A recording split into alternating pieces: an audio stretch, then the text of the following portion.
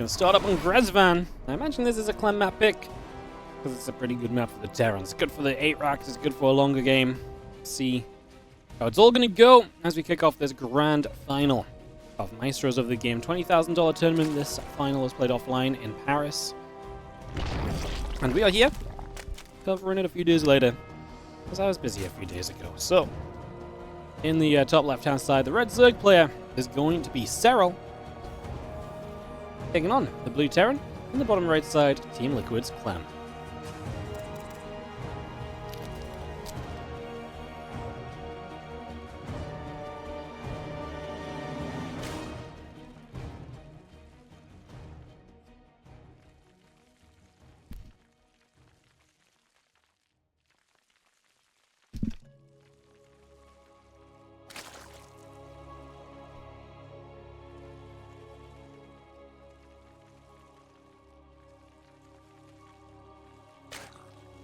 Yeah, Gresvan, one of the maps that's obviously not part of the current map pool,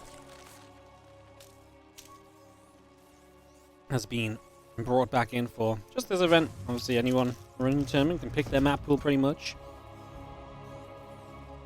And they brought in some of the old maps for some of the maps they didn't feel like was good in the current map pool. So, Gresvan, one of these ones brought back.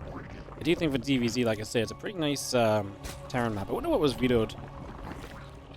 I wonder what Serral maybe wanted to play on the least overall.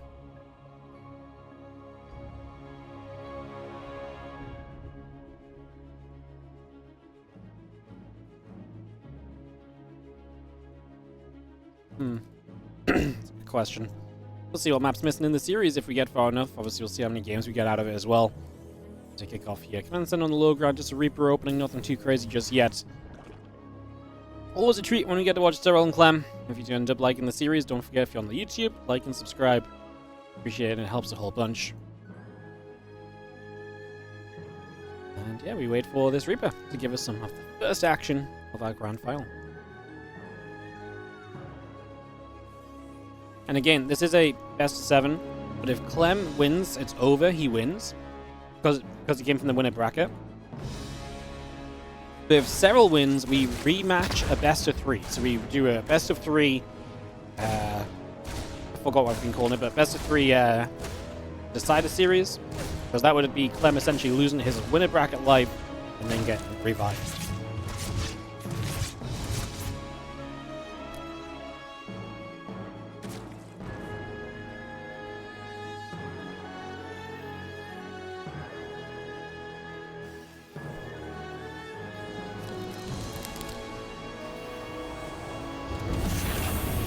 Patrick going to swap over to the reactor, and Barracks moves to the side.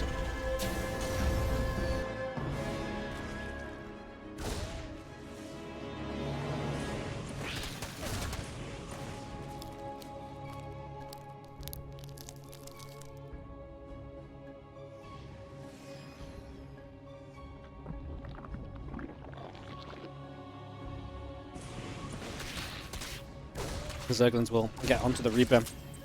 I'm just going to loop around. Nice dodge with the Lings, trying to get around the bottom, then trying to get a catch. Would have been neat.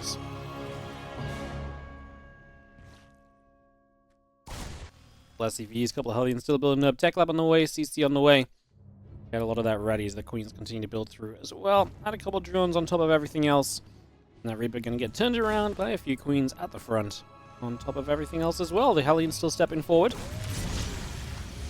Looking to make their way through. Liberator in production from Clem. So kind of choosing the Liberator Hellion harassment. Seems to be really kind of the Clem build. He is so good at repositioning the Liberator again and again and again, making it super difficult for the opponent to ever escape away from damage of that Liberator.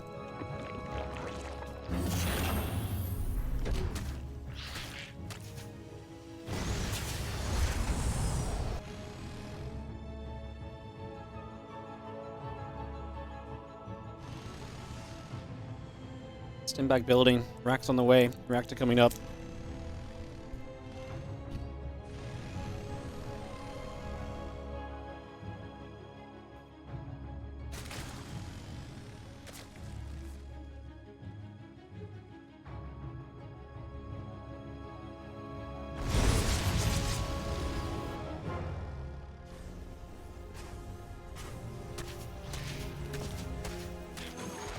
One Ling just taking a little nibble in, and there's the Liberator showing up.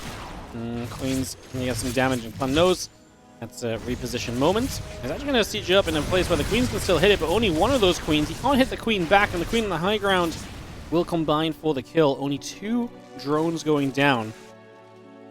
The Hellions obviously trying to make their move, not getting in either. And so Clem doesn't get too much out of this so far. A couple more barracks on the way, 1-1 upgrades, and a stim pack building on through.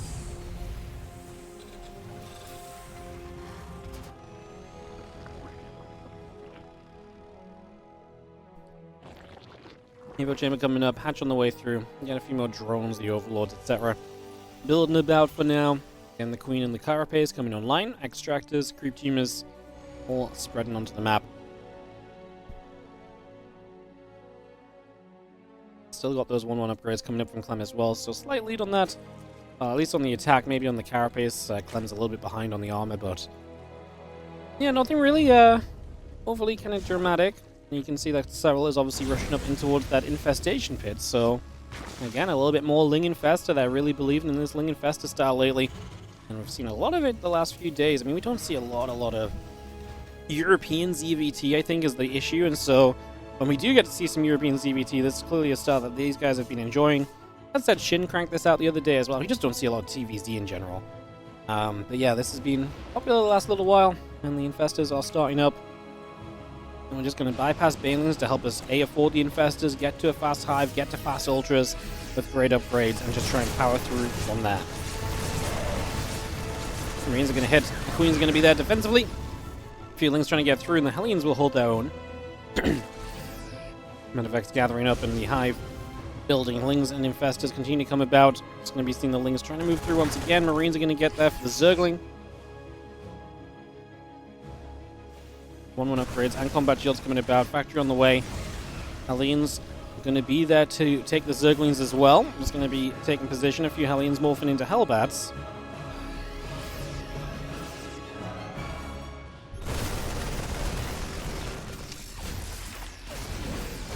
Hellbats will take forward a chance to jump onto the creep tumors. So we're going to take the creep tumors. The Queen's still going to come through. Lings are going to get a run by. The Marines are in a good position. Oh! Fungal's going to catch as well. And a bunch of the Marines in the front are just going to go down to the Fungal. So good connections from Serral. Like I say, the run by on the other side, it looked like it had a good enough surround. Clearly not. It didn't do too much in the end. But it maybe did distract Clem and allow that Fungal to come off, and Serral gets the pushback on the front door, which is obviously one of the major points of this to begin with. Clem is going to start reinforcing, feeling as though he can continue to press the issue. There's a 5-Rax Clem who's adding on a 4th base. I think Gresvan does split quite nicely if you want to end up playing a later game, if you want to end up playing kind of a longer scenario here, so that's definitely a factor as well.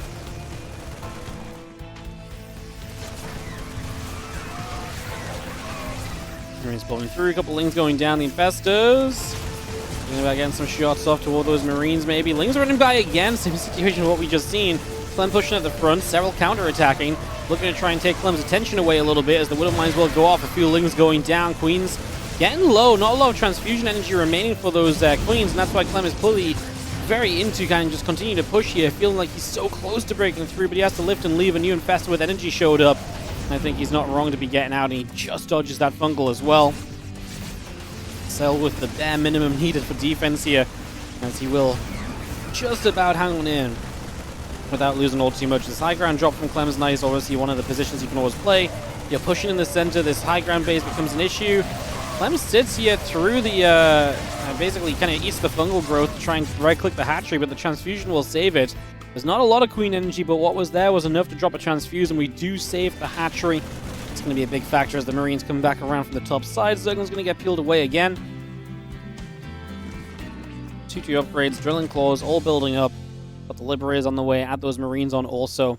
And continue to bring a lot of this up and online for the moment as we see the Liberator sieging again. Just going to be seeing the Lings getting a wrap around, Marines in trouble. Widow Mines trying to fight their way through as the Lings continue to run across. Good Widow Mine shot, grabs a bunch of Zerglings.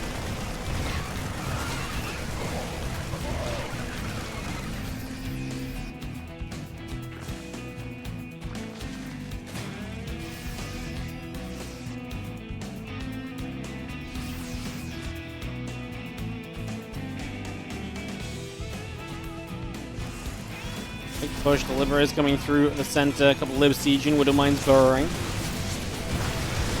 The Widow Mine shots going off. The Widow Mines on the other side. Connecting on a few of the Lings as well. Serral again, this style. Always looking to counterattack. Always looking to make the Terran run around and turn the other way. Because you're not making Banes, you have a very high Ling count, so you can kind of get away with always having a good amount of Lings running the other side. As long as they're finding some meaningful damage. And so far we are. 19 workers is definitely it. And Clem not able to fully reinforce, so the army at the front is being pushed back. The Liberators are a fun position holder, but they're not going to do too much against the Lings running in. It does help to zone the Infestors a lot, but in this case, didn't do too much. The Infestors able to get their connections. I like that Lib on the high ground. Doing some damage as well. Going to force a Queen transfusion. Actually going to get a Queen kill. Kind of a big deal, because I do feel like the Queens have done a lot to keep this kind of game sturdy. Now we're going to lose a bunch of them there. Serral loses track of things for a moment. Loses a few drones as well, and Clem still pressing into the middle of the map, looking good for the moment. Well, Ultra's on the way. The Liberators continue to set up. Liberator really doing work on that high ground before, and now the Liberators doing work on this defense as well. It's not pretty work, you know, it's overkill on these Zerglings, but each Ling that goes down is one less Ling that's left harassing you. And Clem does begin to stabilize, and look at the position he's drawing out into. Good work account on either side. Work accounts are fine, and Clem is up like 30, 40 army supply. That was not a pretty moment. He runs in here and loses a bunch. But, okay, I mean, that really brings him down a notch. It was really looking good for Clem. He loses a lot all at once to give Serral maybe a little bit more life again in a situation I do think was, yeah, maybe a little bit problematic for Serral, starting to be at least. Now, I think Serral still behind a little, but a much more manageable amount of behind, so... It's just these Libs showing up every time. The Widow Mines get burrowed too, gonna hit the Lings. Then lifts up, low HP medevac for the units inside, drops into the Lib zones, inviting the units to chase him in and let those Liberators do damage. Medevac goes down, but Clem swapped the medevacs around in terms of which one had the most Marines inside. Those couple Ultras are low. Nice Fungal gonna catch. The Ultras will both fall. Oh, and the Liberators nearly getting the Infestor. Not quite getting two shots on the same one. So the Infestor's gonna live there. Now we start getting the Infestors. Now we start shooting those down. But a mine's gonna go off. We really could do is just clearing those up so Clem doesn't get to use them again.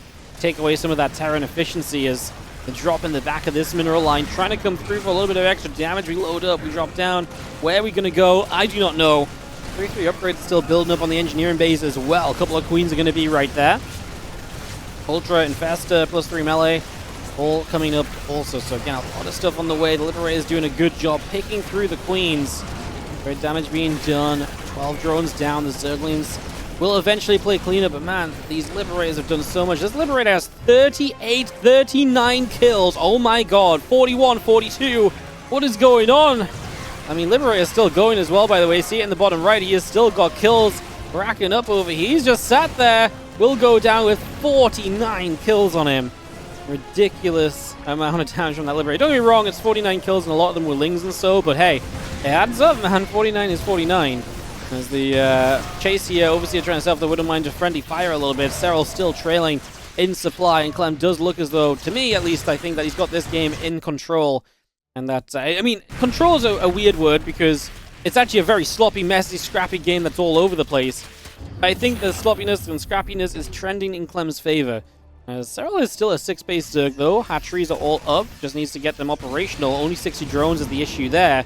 And does he have enough breathing room to get a few more drones out is the problem, because Clem is constantly throwing units at him. Every time that Clem throws units at Serral, he has to rebuild more units. That means you don't get a chance to drone. And Serral feels like he's barely hanging on in there, so yeah, it becomes a pretty problematic situation. Widow Mine will burrow. Zergling's gonna eat that Widow Mine shot. That's a massive connection. I'm gonna love that. If nothing else, this drop was worth it just for the amount of Lings he got to clean up. The spores will relocate. The Marines will... I love this from Clem.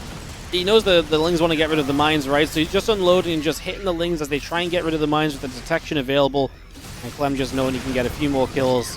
Oh, jumping up to the high ground, finding some freebies there. Nice Fungal gets a medevac on the bottom side. 30 Lings, 2 Ultras all coming up. Biohook on the way through. Liberator's producing. Fester's coming around.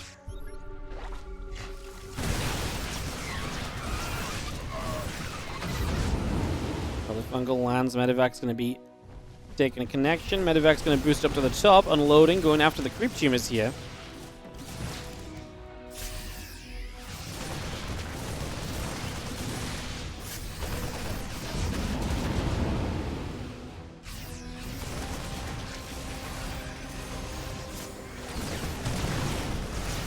Over is set. You see the Ultras trying to dive through. Vax loading up over here as well. We pull back over. We just have ourselves this Bioforce continue to fight and glance. Ultra's taking some shots. I mean, Clem holding the middle of the map. Again, this middle of the map area is one of the big issues on Gresvan for the Zergs. The Terran can just control this area and take so much map control because of it. And that really has been true in this situation as well. There's no doubt that Clem has absolutely benefited from, you know, this location and being able to jump to that high ground base that Serral's trying to mine from. Ultra's going to come across the other side, and the Lings will get down to the SCVs, trying to repair the planetary up. The planetary will go down. You see just in the corner of the screen there as the Obs is trying to show us the units that are running back over, and for good reason, because those units have a chance to catch some Ultras. Like, Clem can replace the base, but now there's another massive run by. Again, Serral knows he's not in a pretty position. What can he do? What could, you know, win him this game? Maybe still chaos, right? Like I said before, Clem's not really in control of this game. Just it's trending in his favor, if that makes sense. And so the less, you know, the more chaos you can, you know, put into place, the less chance there is of Clem kind of gaining control of the advantage and Clem really just maybe making mistakes and the game, you know, flipping the other direction. That's why it's called chaos, because crazy things can happen, such as Serral maybe getting into a good position. And we just killed 47 SCVs. Now, Clem's still on 50 workers. That's how good an economy he had. Obviously, he's cranking out SCVs as we go. But his economy was very solid, so this was step one for Serral to maybe giving himself a chance or an opportunity. He's lurking infestors around the map. That's going to be opportunity as well. It's going to take a lot of little things that need to be big things, really. I mean, like I say, it's about looking for all of the little opportunities that could become big opportunities. Serral needs to probably hit on a few to see success here. The problem is, I wonder if Clem is just taking a bit too much control, something that really has not necessarily been the case in this game, because he's got Ghosts out now, right? The Liberate count's still reasonable. Serral runs in here. I don't actually think that Planetary's going to fall. Even if he left the Lings there, I think it survives. I think running away with a few Lings is probably worth it, but the mistake's already made. You commit onto the Planetary, you lose most of the Lings, and you don't get the kill is never a good sign. And Serral is just down 60 army supply at this point in time. Clem does look as though he is going to capitalize on this first opening game, and I mean, if this is how this series is going to play, it's going to be fun, because this was chaotic. It was everywhere. Obviously, very, very busy. Lots going on. See a few Marines unloading on the left-hand side. The Zerglings want to run in, try and chase after said Marines. Clem just dropping around. Keeping Serral busy means that Serral can't throw the run-bys either. Give Clem more of a chance to get more of his units ready. Does not find many EMPs there. Just the EMP on the Infestor in the front. If that goes, maybe could have found more.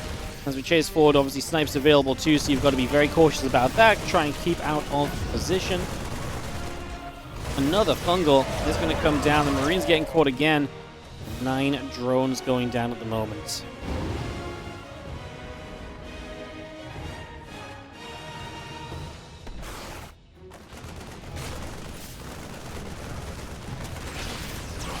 Tokens are good against these smaller drops. The problem is, how do you get the Infestors into play when Clem is going to be so good at hitting those EMPs? He's now pushing forward, getting some snipes off as well. Bigger army to the bottom left. This time Serral has nothing nearby. Did catch a fungal on a few of those frontline units, so does get a bit of a cleanup, but that's a hatchery down. I mean, we've obviously already talked about Serral's position. It's obvious that, you know, any sort of negative for Serral right now is probably one he cannot really truly afford to play through. And losing one of the hatcheries that has a lot of minerals remaining on it isn't exactly benefiting him right now. He's now got long-distance mining drones in a game where he's still trying to play catch-up of 40 supply. And at this point, catch-up on tech as well, right? Like, realistically here, as that Infestor is lurking, I think Clem saw it, yeah. As it is possible to see burrowed units. It's not super obvious, but it is possible. But yeah, I think, I forgot what I was saying. Yeah, I forgot what I was saying. I think, yeah, the army is just better for Clem. Like, he's got libs and ghosts. Like, his army is very comfortably what it wants to be. Serral at this point, like, he's got Infestors, but realistically, he probably needs something extra. Maybe, like, you know, a couple of Vipers even as well. I mean, I don't know what really fixes this, because I think this position is probably just too poor overall. But yeah, TLDR, Serral's army just does not match up to Clem's, as you see here. Ultras head-banging their way into the Terran force is not going to provide an answer. And Clem is going to take game 1 of the best of 7, and I'm sure the crowd in Paris. So I imagine this is the same kind of situation where what happened earlier with Clem versus Raynor. Clem picks Gresvan as map 1, Serral picks Persephone as map 2, so Clem wins his map. And to be fair, you know, if I'm Serral and I kind of play Clem into a crazy kind of situation on a map that is his #1 map pick out of this entire pool, bar 1 veto, then I'm pretty okay with that as Serral, right? Like, this was the map that Clem was most likely to win because it's the map he most wanted to play on. Where this gets problematic is if you now lose on your map pick, because then, you know, the same logic that you're feeling okay about then flips and it does not feel okay to kind of have it go wrong here. And then you're 0-2 down and back onto a Clem map pick most likely. And that becomes obviously a little bit interesting. So, Serral bottom left, Clem upper left. Game number 2 of the BO7 grand final here in the Maestros of the game. Again, shout out to WardiTV. Putting this on, big crowdfunding effort. Shout out to the French scene in general. I mean, the crowdfunding for this event was crazy. It wasn't just the prize pool they raised the production costs for the live event. They sold out on tickets super quickly as well. I think on the first day of it being announced, all the tickets for the live event sold out. There is absolutely no denying that the French scene is absolutely bonkers. And extremely passionate, one of the most passionate scenes. That's why they had so many good French players, because the French scene has been, you know, always so well supported by, you know, in the past O Gaming, now WardiTV.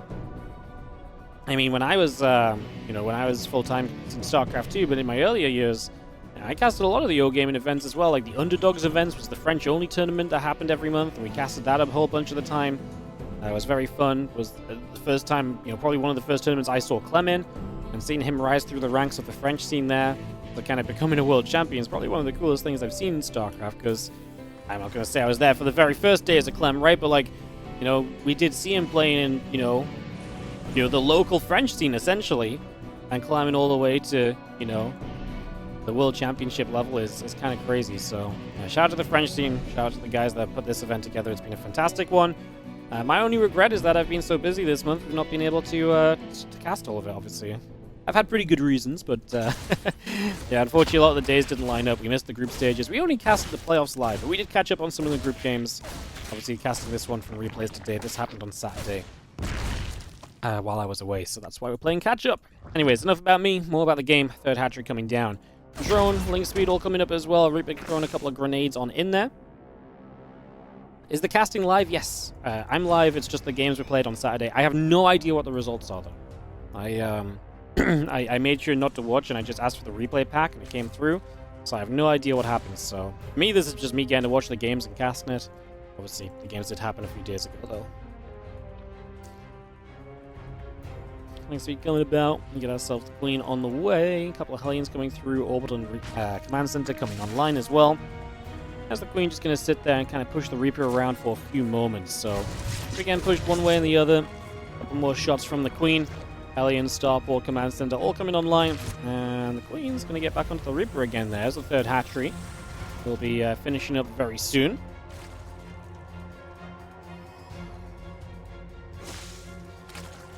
So link speed completes. Queen's still in production. We get the Overlord on the way through. Third hatch about to be done. Starport is going to be coming online in just a couple of moments.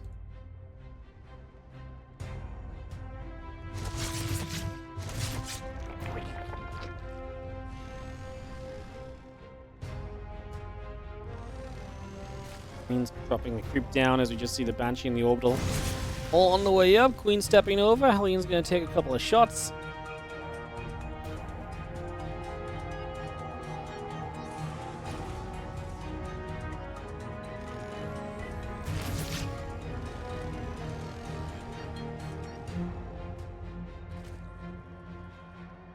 Hellion is going to come around the bottom side. Just going to see the Queen's going to be right there. Banshee cloaking, setting up for the moment. Barracks going to go and drop down onto the reactor. We do see a couple of barracks in production. Just cancelled Stim. Not sure if that's a... I did just see Stim on the way, right? There is a barracks on a tech lab, yeah. Looks like he's just prioritizing a couple of other things. Probably was a little bit gas shy for the Banshee, I think, so cancels the Stim, gets the Banshee started, and I imagine Stim's not going to be far behind, back on 100 gas now, taking extra gas on the natural. That's Stim coming up, so yeah, just a bit of a rearrange in terms of the order of things from Clem, nothing really too crazy we need to shout and scream about. We are all good for the moment. The Banshee sat in that bottom left side, going to gather together. Uh-oh, Ling's going to run by. Serral's so good with these timings. So often when you see Serral taking games off Clem, it really is just through the deadliness of kind of knowing exactly when to run in to just deal max damage. He doesn't get a load of SCVs, but he also doesn't lose a load of lings, right? He gets a scout up the ramp. He forces the SCVs to pull significantly away from the natural early in the game. It's just a really, really nice timing. Position good here. Loses 2 drones, but the Banshee pushed back very quickly. Not letting this go too far, not having to pull an entire mineral line of his own. Look at that income advantage. Look at that dip. And that really is just Clem pulling the SCVs. The Ling's about to show up again. I'm not sure if they're going to have the same look a second time. No, they really are. There's a few Marines from the high ground, and that's the beautiful... That kind of is the beauty of it as well. Is that because he didn't get SCVs before, he still got away with the Lings, and so they come back in, more lost mine time. These SCVs are just AFK. Hello! Serral's in the mineral line, and these SCVs survived probably because Serral was not expecting them to be out of position. Otherwise, I think those things might have actually found a shot or two. I mean, they look like they derped out a little bit. Oh, we do lose 1 Queen as the Overseer is just a second late to spawn to start pushing the Banshees back. But we do push back after 1 Queen goes down. It's not like Clem's getting nothing out of this for the moment. 1-1 on the way. Stimpack about to finish. Still got the melee and carapace upgrades coming through as well. Infestation Pit is coming online, finishing very shortly as the Spore helps to deflect those Banshees. Queen's still nearby. Hellions are going to be there. Crypt Tumor's dropping. As you see, the Zerglings looking for a chance to dive onto the Hellion force.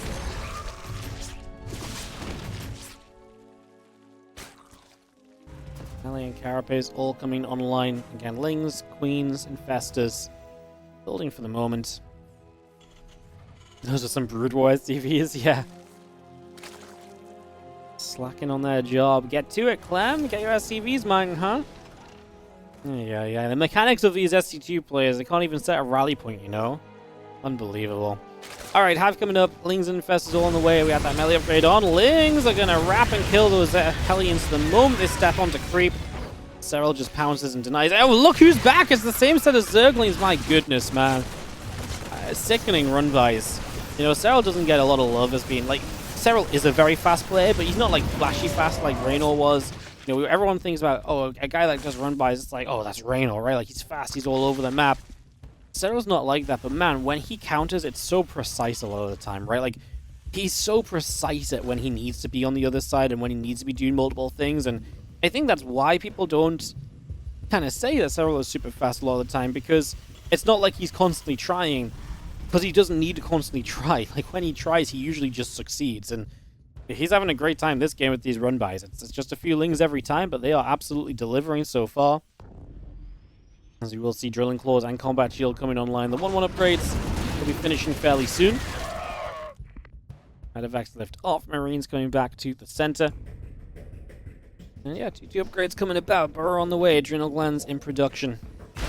Things are going to take a run at the front here. Bio going to get jumped on. Siege Tank going to be taking some damage. But not enough. At the same time, Serral wins the fight on the bottom right-hand side, so as this run-by maybe fails a little bit, doesn't do as much as he might like, he does win elsewhere as Clem's busy paying attention. He does not lift those units up or evacuate them effectively, so... And Serral is just back to the same kind of Ling Infestor style, looking for the fungals here, but will not be close enough just yet. I'm going to try and unload to the low ground, but once again, just going to get forced away. Serral going to take a moment to heal up in the healing shrine as well, just accidentally with a couple of Lings that were damaged. Clem's ready to just drop the 4th base down. We're entering another macro game at this point in time. Drilling Claws coming up. +2/+2 upgrades on the way out. Combat Shield building through.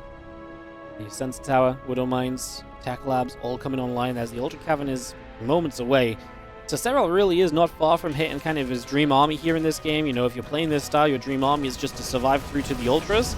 And that's what you've been kind of dreaming of getting to. You know, it's not going to be the best army we've ever seen, it's going to be a very solid army to work with for a while, so I do imagine that is a little bit of a factor. See those drones getting pushed back, Marines coming back through, and a couple of lifts.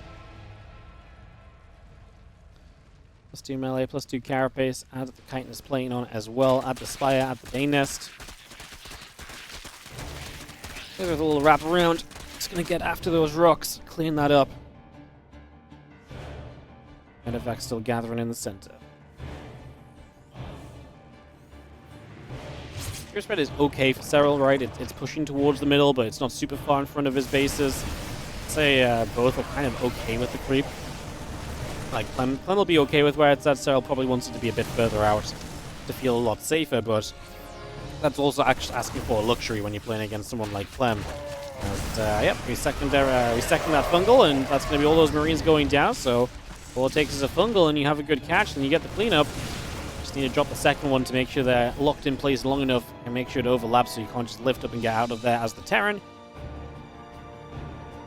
Ghosts and Libs on the way once more. I mean, we know what late game TVZ looks like. It's Ghost Lib against, in this case, it's oftentimes more what the Zerg builds to make it look a bit different, right? In this case, it's Ling Infestor into Fast Ultras, so the fact that Clem's already hitting Ghosts, already hitting Liberators, to me, I feel like he's getting to the army I want to see him have against this sort of style of Serral. Let's see what Serral can do, because the difference in this game and the last is, A, the map layout is going to make it much more difficult for Clem to just push into a super annoying place and to really kind of punish that position and to, you know, drop to the high ground and everything. That's what Gresvan was great for. But here on Persephone, you can't really do that same thing, so it's going to be much harder for Clem to take advantage of his army. Serral has a lot of attacking pathways. If Clem's moving down the right, Serral has usually a clear pathway up the left with run-bys and so on. So there's a lot of ways in which Serral, I think, can make this work. I love this as well. Drop lords in the main base ain't exposed from that left-hand side. The drop lords just come through and it's going to start causing chaos.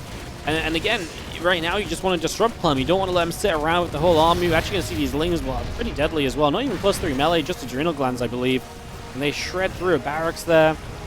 And pulls, look at how much army of Clem pulls back to the main to deal with that. I honestly think way too much. Serral does not find the chance to strike just yet, but there is an opening. Like, this right side base is pretty weak at the moment. You can see the Lings turn around, they get the mine. CC is not a planetary, so it can lift away. We get some SCVs overall from this set of attacks. Serral is kind of okay with it. Resources lost is still even, and anytime you're getting rid of Terran economy, you're slowing down what they can do to mine out the map. Serral is keeping the map control for himself, and so he is mining the map very comfortably. And, you know, ZvT is a war of attrition at the end of the day, right? It's who can mine more and trade better. And, you know, usually it's the Zerg that mines more, it's the Terran that trades better, and it's about how those numbers then match up at the end of it all. Right now, Serral is trading great, and he's absolutely setting up to mine more.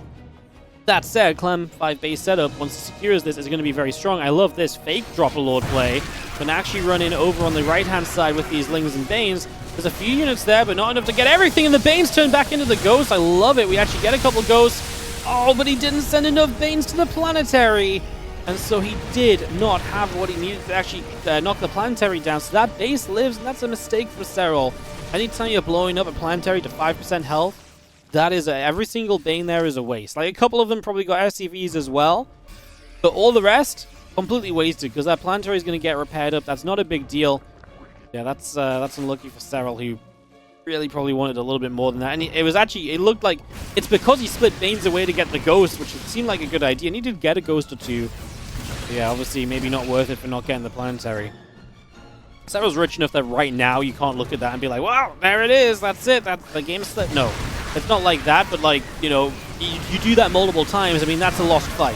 So you can't have that happen again and again, as the Banes do hit the tanks here a little bit. Fungal's coming down kind of late on. The Ultras don't really feel good about just, you know, committing into that attack any longer. They have a couple of Ghosts coming through as well. Creep Team is being cleaned up. Still got 3-3 upgrades on the way through as well. He has Caduceus Reactor is also coming online. Marine, Marauder, and Medevac and Mine continues to build through.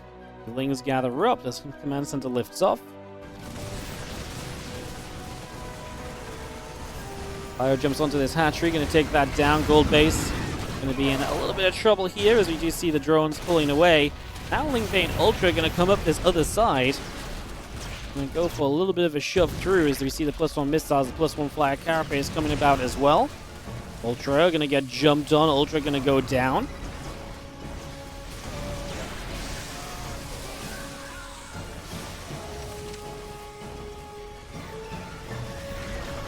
Fungal's coming in, trying to protect these Ultras and trying to give especially the Infestors, a bit of a getaway. They burrow up in the end. The Ling's going to be there to try and help as well. 18 SCVs dead as Serral does get some worker damage. Clem's on 50 workers, but a massive army supply in comparison. And this becomes an interesting point now. If Clem is only on 50 workers and he sits on that, he will have at any point in time, while maxed out, more army supply than Serral. So is Serral okay with that? Does Serral want to sack some drones, have more army supply available? Can his army comp kind of deal with it? I mean, in a way, yes. Because with Fungals, you can kind of delay the entire power of the Terran army coming at you. And especially on this map layout as well, I think it's fine. So It is interesting, though, because, like I say, if Clem does get his whole army to fight at the same time, and he doesn't get held back by fungals, etc., by the spellcasters, that can be very problematic. We do see Serral stepping into his first few corruptors, give himself an answer to the incoming liberators. Lings go back up the left side. Planetary Fortress Liberator coming out here right now.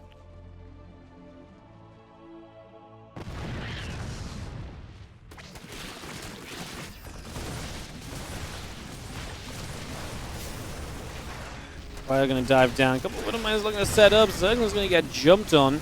You see a couple of Ultras taking some hits. The Infester Veins continue to come about. Bio going to try and take a dive onto that hatch on the left side. Good fungal growth. Going to land immediately. The Medivac's overhead. Going to try and do some lifting.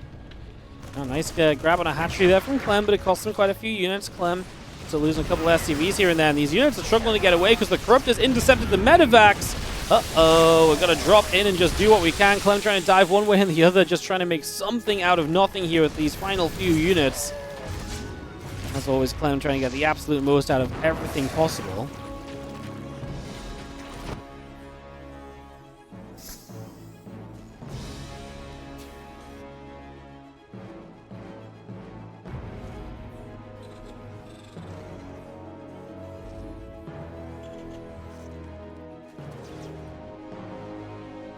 See our Lings and Banes gathering. Ultras joining up. There's the Infestor underneath. My oh mine. Let's step up. Clem spots this again. Great job. He's actually been pretty good at scanning a couple of the Infestors throughout this. Widowmine shot firing. The Medivac's going to load up. We back away. Another Widowmine going to hit dead center on the Ling Bane. Start to look at the resources lost tab again. 6k difference really is still not bad for Serral.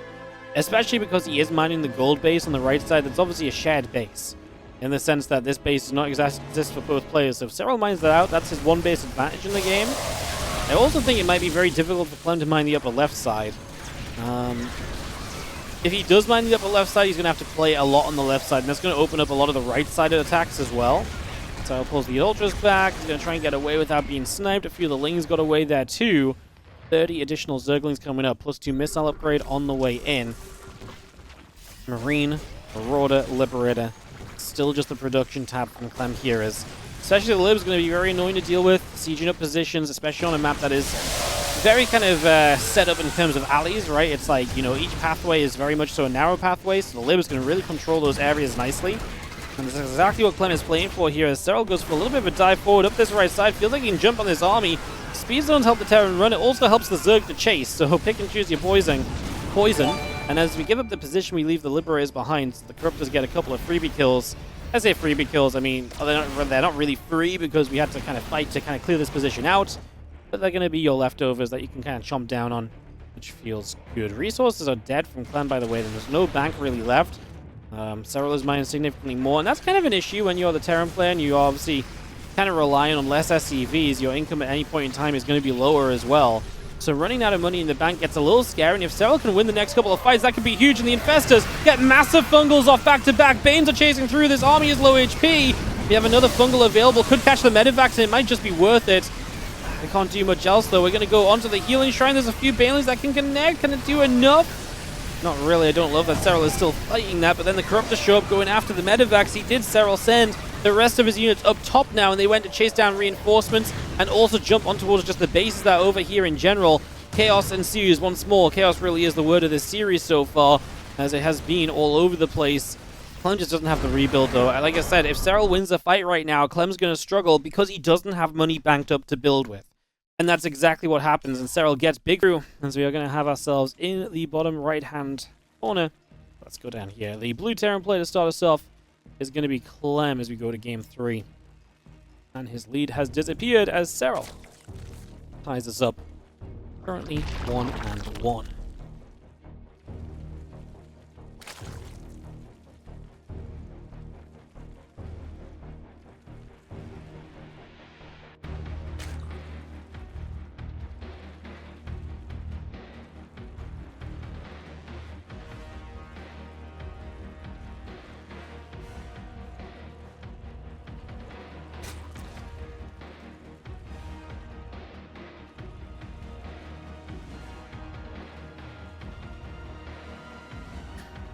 Game number 3. Who will take the lead now? Will Clem retake it? Will Serral take it for the first time? Oh, I'm so excited that it's Clem Serral in the end. So awesome. Always fun to watch these guys play. Always an absolute delight.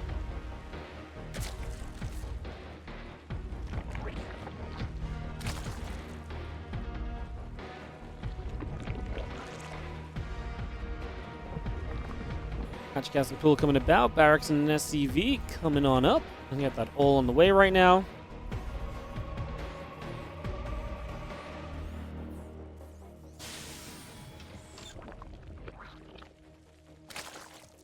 Reaper Orbital building up for the moment. We get that ready to go.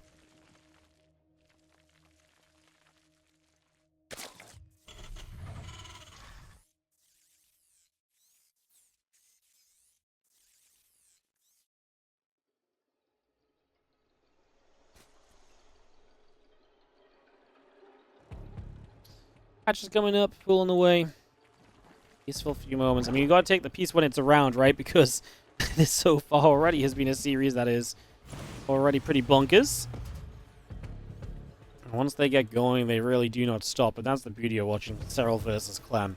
These games are fast, there's a lot going on, there's so much happening.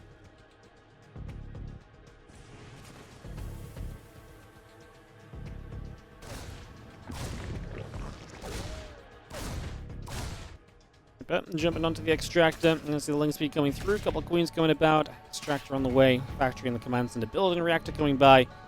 Again, Clem Force kind of catching the drone there for a little bit, put a bit of work in.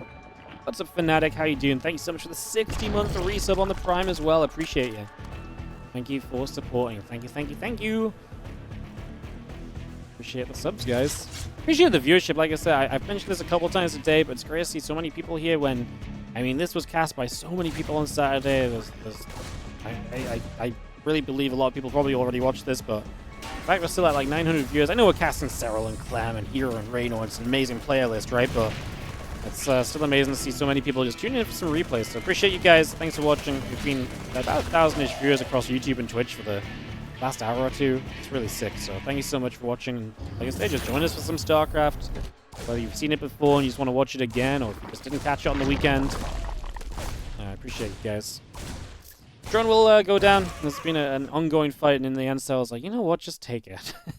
I don't think he just said take it. I think he just didn't get the extractor back down in time, and the Reaper got the block. So either way, this Reaper was not giving up on that drone, and Serral was probably not too upset to see it just go down and just to move on with things. As the Reaper and the Hellions will be there, a couple of Zerglings going down. We do get some grabs. A couple of Lings on the other side of the map. We already saw some Lings early move across and cause some trouble. Now a couple of SCVs go down with the Ling speed finish. We lose a Hellion. Reaper super low as well. That will not go down. That is going to be a nice little cleanup. And what's up, potatoes? Is that meant to be like potatoes? Thank you so much for the Prime sub as well, mate. Appreciate it. Thank you so much. First time seeing these, you're busy on Saturday? Well, hell yeah. I mean, that's why we do it as well, right? Not everyone watches everything live straight away.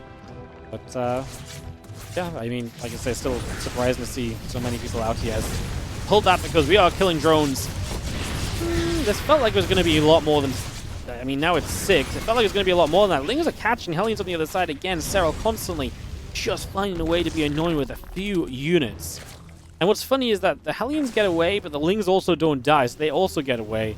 Serral can pull those back, and that's actually really nice, because instead of just kind of chasing those Hellions and forgetting about the Lings, he maintains those Lings, and what that lets him do is he can justify just going into more drones.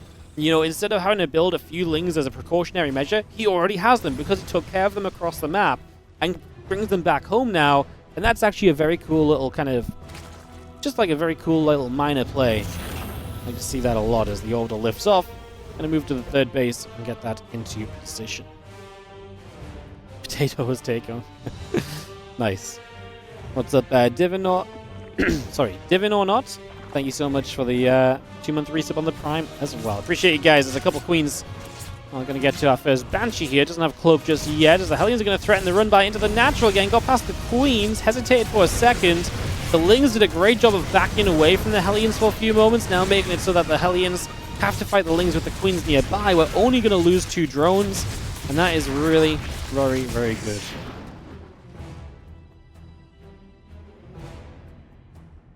Impact building. Carapace on the way. We had the Baneling Nest on. Flare and drones still producing through.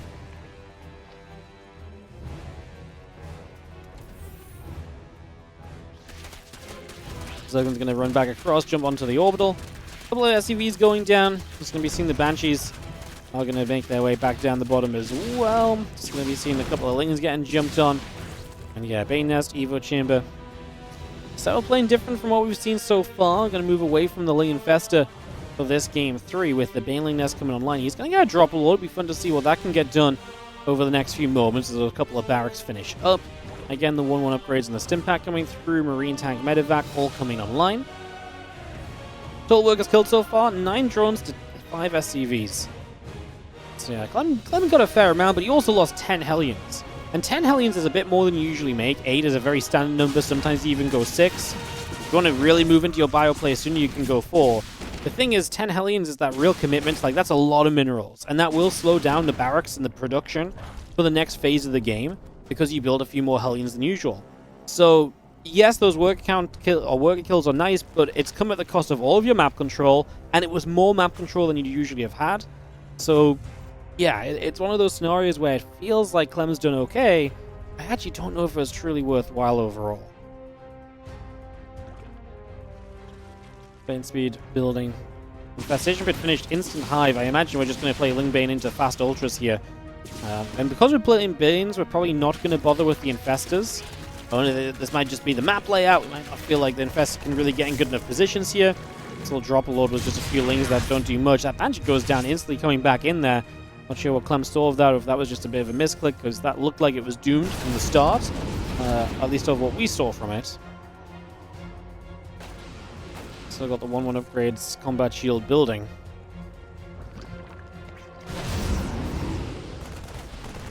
So a lot of Lings just massing on up. I mean, no surprises. Style gets a few more drones as well, just trying to comfortably extend his economy here. 1-1 combat shield building on through. The Lingbane gathering in that upper left-hand side. The armory on the way, extra barracks on the way. Also adding in a center tower.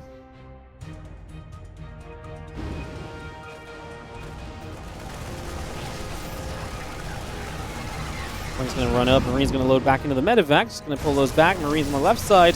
Going to run through as well. Bane's going to take some shots. Queen's going to become the target. So wouldn't mind hit the Queen. I don't know if that was necessary in the end. Maybe could have lifted and, unburrowed and reburrowed it for some Banes running through. Infestor pops straight into trouble. Oh, that's not fun. First Infestor goes down. We did build 3, so we have gotten some Infestors up. As I say, the difference is we actually do have Banelings this time. We're going to turn these... I think those are the Lings from the Drop Lord. Now Bane's rolling through. Great pull away from Clem, though. Doesn't let much happen. Not many Marines left on the other side. They'll drop off, unload into the main. And we'll see if he wants to do anything with this. It doesn't look like he's paying attention. He's running around elsewhere. Gets an Extractor on the right side. Great position. Can fight those Lings very efficiently. Would have been better if it wasn't the upgrade lead for Serral. Has the Carapace at +2. Clem does not have 2-2 on the way. That is a major miss. The longer you wait for that, the tougher this is going to get. Starts it up as +3 Carapace on the way. Actually starts +2 attack. No armor in sight still. Needs to get back to that and fix that up a little bit, because that is a long-term problem if you don't get on top of it. Obviously, being behind on upgrades is something that really does last throughout. Fungo's landing on some of these units. Wouldn't mind shots going. Medevac's taking some pretty big hits as well. Good connections in there from those mines that actually work in Serral's favor a little bit, but some of them obviously killed Zerg too. Resources lost is favorable to Clem by only 400. It's not a crazy resources lost yet. Serral again finding good efficiency in this first 5,000 resources of the game. Something which Serral did in actually both of it, in a couple of the games earlier already as well. Trading well early. It's at this point that Clem starts to take fights that really do trade extremely well. Man, that'd be such a cool stat if someone, to see, the average resource loss difference at, each moment of a TVZ. And see if there's trends in players, because then you can really see players who kind of struggle early versus players who maybe struggle late and stuff. Okay, cool stat. Too much math and analysis for me to get into, though. We do see the medevacs escaping away. The Ling's coming over. Bio going to get jumped on. We just have the 2-2 upgrades coming about. Another Wouldn't shot hits the Lings. These Marines on the right side get rid of a few more Lings as well. Clem pushing Serral away. Man, Clem just suddenly has this massive supply lead. And I know Serral's about to hit a lot of good stuff, I feel like Serral's been a bit all over the place too, to be honest. Like, he got the Hive, and what did we really do off of Hive? Nothing. He then added a Hydra Den. He decided to play Hydras, but there's no Lurker Den on the way. I don't know if this just started to get out of hand, and so you just went into kind of crisis management mode and switched his plan from what he was doing. This felt like it was just going to be fast ultras. We got such a fast Hive in this game. And to not have done really anything with it feels like such a wasted opportunity, but then, like I say, maybe something, if Serral's doing it and something's happened to make him feel as though he had to kind of change his plan and change his direction. Hey, these fungals are landing nicely, these bio units are getting caught. I actually think Clem maybe could have pushed back up there, but maybe he's afraid of getting fungled one more time and he doesn't want to take the risk with the infestors already sat nearby and Serral paying attention. He does come back up now, but there's more units here. The Widow Mines will not do too much. The Banes do go off on the mines, which is a little bit efficient for Clem because those mines are probably going to die anyway, so you didn't really need to crash Banes in for them. Cancer on the left side, that attempted 5th base. Again, you'll see in these games, Serral is constantly kind of without creep around the map. Like, he has creep on the front of his bases just a teeny tiny bit, and that's about it. Clem's been so good at keeping that creep spread denied, not letting Serral retake control of the game at all, and just really pushing his issue, pushing the issue in his favor. The line shots here are going to go well into these lings, and that's going to be a bit more value. Resources lost now. Still only a 1,500 difference. So, and the tail end of this actually looks pretty good for Serral as he gets a few medevacs caught up. Now only a 900 or 1,000 difference. So yeah, Serral is still taking some pretty good fights here across the board. Just needs to kind of free himself into a 5th base. The issue is you're playing against a 4-base Terran that already has 2 more command centers, one of them floating to a new base already. You are not set to play late game ZvT, right? Serral has fallen behind. He's been playing catch up, and while some of this situation here looks all right and okay, a lot of it really doesn't. A lot of it really doesn't. No adrenal glands yet. No. I was kind of wondering as well when he went fast Hive, like if he had at least had adrenal, but never saw it coming through, and it's still not there. So yeah, he's missing the adrenal glands, which obviously would help as well. I think Serral just got flustered. I'm not sure at what point exactly this all fell apart, but just because, like I say, he wasn't even like he was trading badly. I just really feel like the operation of kind of the way in which he built things was so interesting. Like, again, when Hive, never did anything with Hive. Obviously, missing adrenal glands could really help as well. Even still now, you're in a tough position as Serral. Yeah, adrenal glands, your lings at least are going to do a whole bunch more, so that's always going to be a benefit.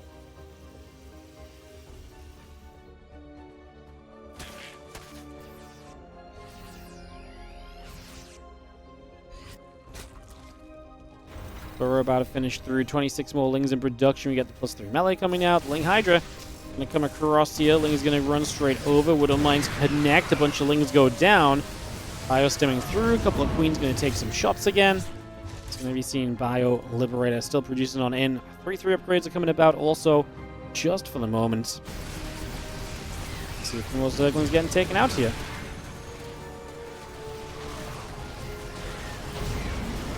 And I like that Serral gets across the map to kind of force a fight a little bit.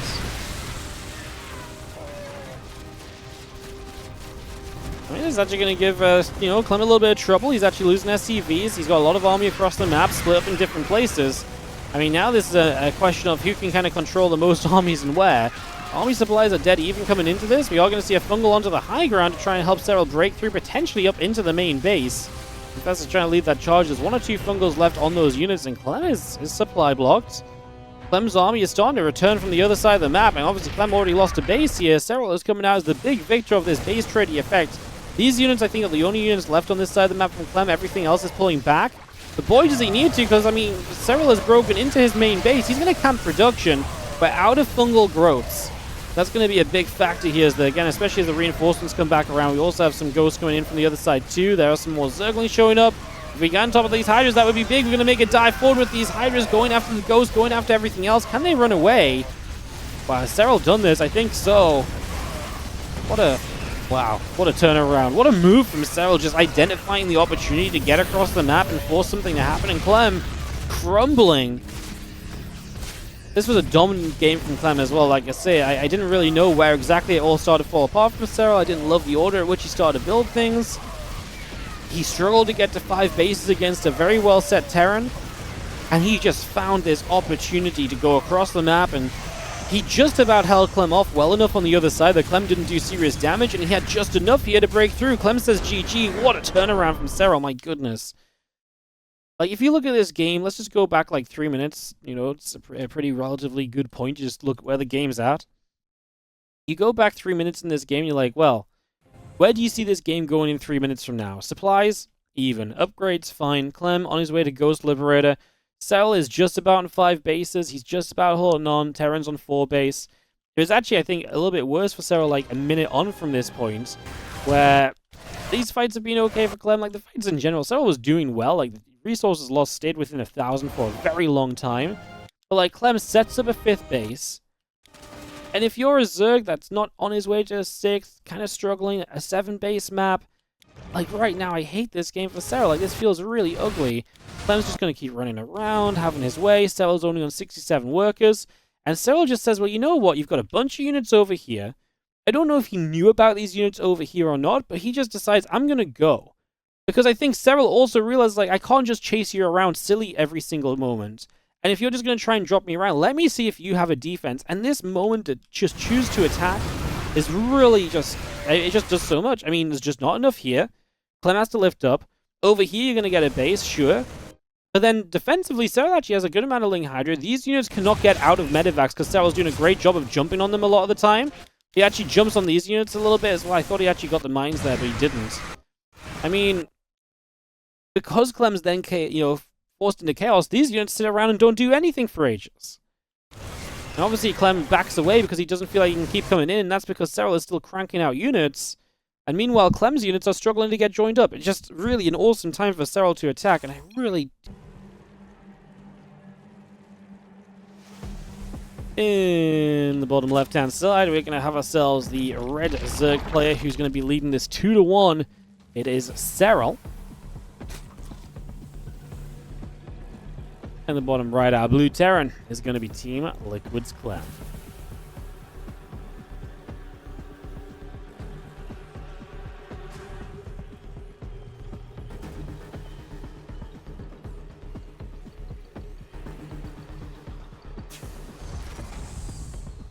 Alright, game 4. Golden Wall, such a fascinating map, so many options. Clem on this map earlier was playing against a Reno. He opened with a very slow gas, and with that he then decided to build his 3rd base on location on the gold. So that earlier ZvT that we saw of Clem on this map was a bit of a greed versus greed game. We'll see what this one ends up being as we have the hatch, the pool.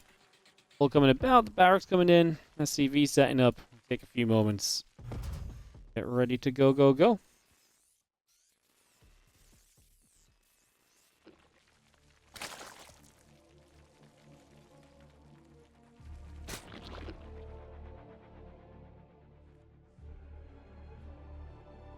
The pool coming by. I'm just going to be seeing the Overlord stepping across for a couple of moments, taking a little bit of time to get settled.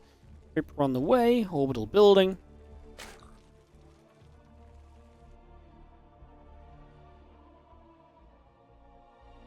Man, this must have been a really crazy day of games for a live event as well. I'm so glad they got a good set of games.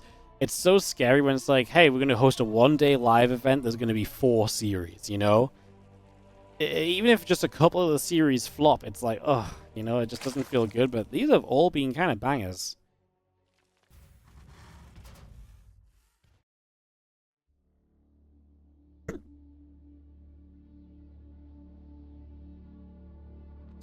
We're coming across to that bottom left-hand side.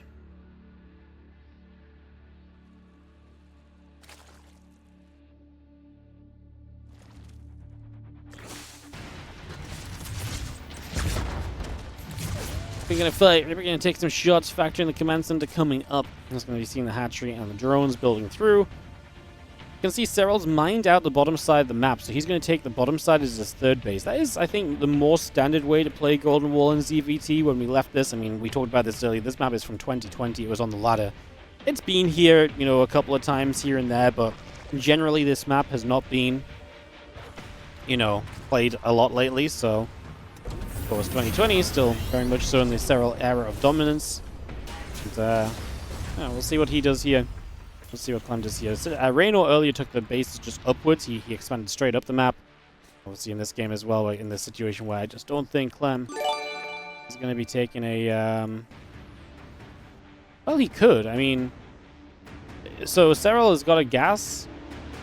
I mean, Clem maybe could go third on the gold. Obviously not against the Roach Rowan, but it's not Ling speed. So in that regard, in the terms of lack of Ling speed, he could.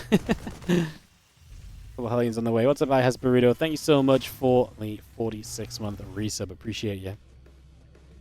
Evo Chamber from Serral as well. So he's just going to play Gasless into Roaches. Yeah, I mean, it seems so. The thing is as well, Clem might not want to play the same way he played against Reynold, because Serral probably watched that series earlier too. Something else to think on. I mean, he's going to get the third CC finished up. Second Rax is done. We're already stimming it up as well. It's just kind of looking like a 2-1-1, but off 3 command centers, right? So going to get 16 Marines early, has a couple of Hellions. We just begin to get properly set up for the moment.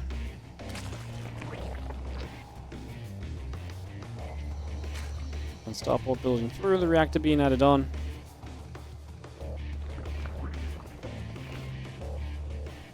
Two drones coming up. Evo Chamber, Roaches, Queen. Again, just a few little bits and pieces here and there. The stim pack and the Marine still building as well, so a little bit of everything coming online for now. Lair building on the main. So yeah, the Marines and the SCVs going about. Stim on the way through. A couple of refineries coming online as well. Factory. It's going to move over to the side, and the orbital will move out toward the middle of the map as well.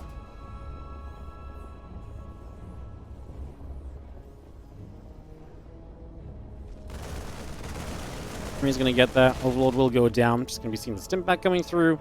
Engineering bay coming up. The barracks continuing along. Both engineering bays coming online. As you just have the lair, the drones, the roaches all producing into play.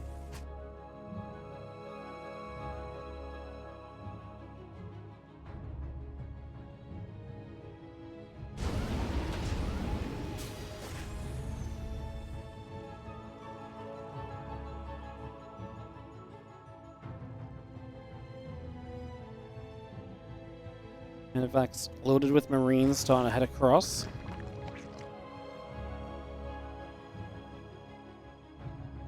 Country. I'm going to go and be in control on this bottom side. I mean, Serral's just not ready to defend out in the front. No creep here. He's playing the Roaches. So they just need to be, collected together and in position. And right now they were not. Now they do, except for the Marines going to try and unload. It's going to be tough. The Roaches move nicely even without the Roach speed. The creep spread will help them just get into position a little bit sooner. Get into the correct kind of place. And as Marines load back into the medevacs once more for the moment. Couple Hellions gonna get in for some drones.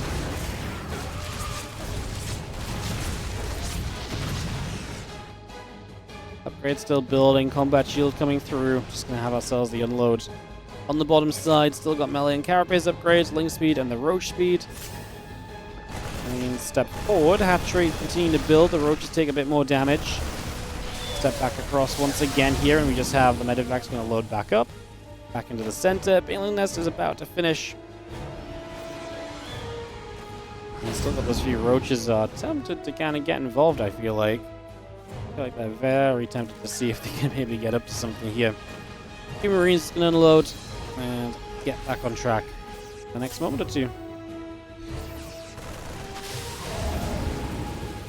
Roaches just come straight across, push those Marines away. Gonna unload once more. Roaches will actually end up in a little bit of trouble there. The Marines will actually outnumber a little, and especially if the Ravager's not quite joined up.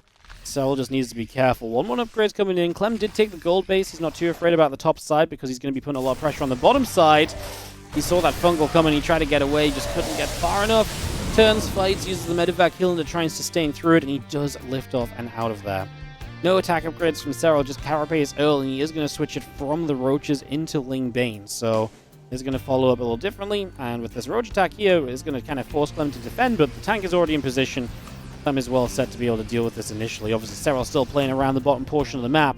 You expect Clem to maybe start pushing that here soon. Clem is adding on 2 more barracks, but he's also adding on a 4th command center, so he's going to go up to his 8 racks.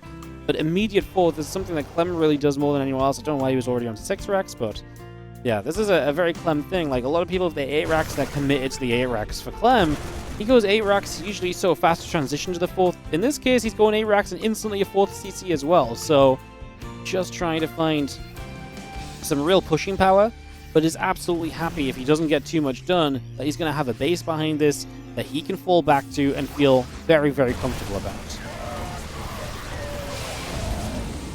Marines load up, Medivacs boost away, the Lings get there to chase. And obviously, step 1 for Serral is making sure the little drops don't do much, and then figuring out this big army, which starts to come across the map right now. Bio going to turn onto this natural here for a moment. The Ling's coming over, the Queen's going to be right there. Bio pushing down the bottom, Extractor in some trouble. We see the Infestor stepping across, Fungal Growth's coming down. Couple shots still continuing through. We are just going to be seeing Burst of Bowels hitting the tank, but not getting rid of it. Clem with a good amount of units here still. Serral maybe going to have to look for another fight into this. Fungal Growth catches just the front few units. The Balins will not be enough. They will not connect. Tank Fire and the Bio Power is going to be good to knock those down. There are the Vipers a little bit late to this party, considering we just lost a bunch of the Balins. Serral is back to just Roach Ling production. First Blinding Cloud comes in toward the front. Second one does hit the tank in the background, but Clem just says, well, if you've got no splash damage, I'm going to stand and fight. He does not even kite backwards, and Serral just says, GG. We tie it up 2 apiece, just like that. 2-2 in this final best of 7. Yeah, 2-2 tied up. In the top right-hand corner, the red Zerg player is going to be Serral.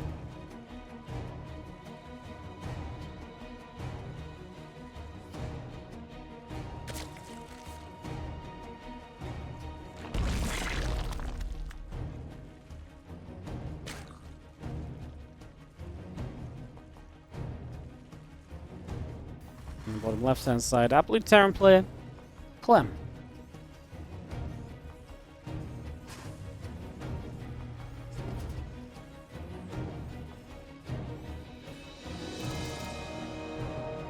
Sandworm here for map number 5. Again, best of 7. There is a reset match if Serral wins. So if Serral wins this best of 7, there's a best of 3 final series to determine the winner. If Clem wins this best of 7, he is the champion. So keep that in mind that it's a long way for Serral to win this, but step 1 would be getting 2 more maps in this best of 7 right now. Get into that reset match and then addressing the best of 3 from there.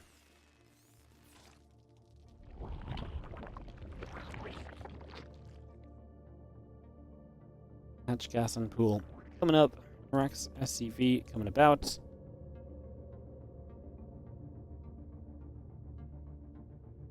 Yeah, these little teeth on Sandworm. Fun little feature because basically those are too small for like tanks, etc. to move through, but they're big enough for Marines and so to move through. So that's something to think on later in the game. That middle area of the map becomes a little bit of a complex one to maneuver around. It's not straightforward in the slightest. Orbital Command coming up. Reaper in production. CC onto the natural. And we take a few moments here early to settle into a nice little cozy position. SCV going to scout up, sees the hatchery on the natural as well. A couple queens, a few lings, all on the way across. And the Reaper just begins to make a move out towards the upper right side of the map. So Reaper on a journey into the top right now. Couple queens on the way, drone and the Overlord on the way. Factoring commands into building and return. Got a few lings coming about. Grenade on the drone. Drone gets bopped. Becomes an extractor. It returns back again. Couple queens, couple drones continue to build through. Just see the Reaper continue to put some damage out.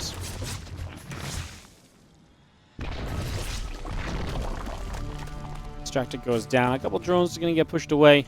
See the couple commands in his building as well. Drones, queen, all on the way up. And the Reaper just going to be hanging around in the upper right side. Overlord overhead, coming about and chilling. Keep an eye on where that Reaper goes to. Hatchery has been placed.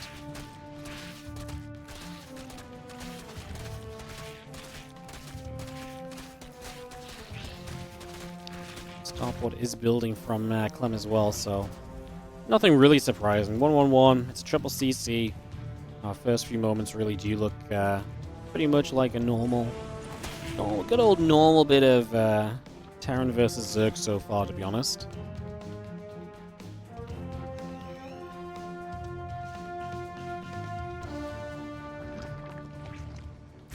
Roach starts. Hatcher on the way. We had the starport. We had the command center.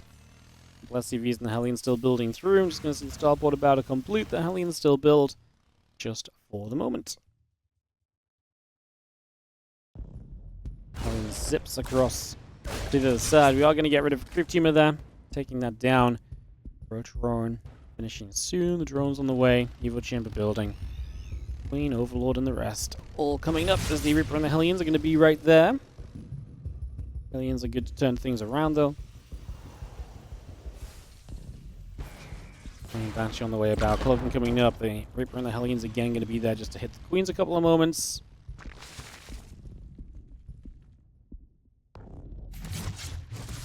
And try and dive the natural, but the wall-off comes up and the defense is there. But don't have the roaches yet. So we're just trying to buy some time, and obviously walling off does negate the Hellions from accessing, so more than good enough. Banshee's in this game good for Clem, because if Serral's going to play any sort of roach style, which he is, then just in case those roaches get aggressive, the Banshees are almost always going to be a kind of a catch there, where it's like, okay, well, you can deal damage, but I will always be able to counter damage your roaches unless you bring queens across the map, etc., unless it's super committed. So kind of forces that kind of aspect from Serral. So you can't just be like, I'm gonna, half effort and attack across the other side. It doesn't really make sense. It doesn't really work.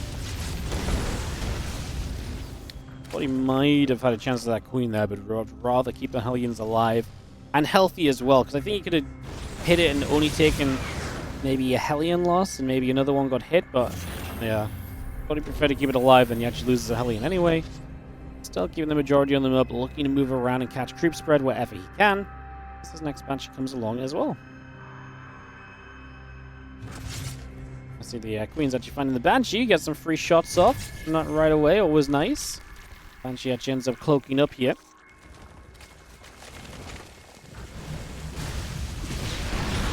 Hellions will fight, the Banshee going to fire. It's going to be seeing the roaches and the queens coming back around. We'll see the queens continue to fight through. The roaches are going to be there. Hellions taking some shots. Let's just see the queens coming back around as well.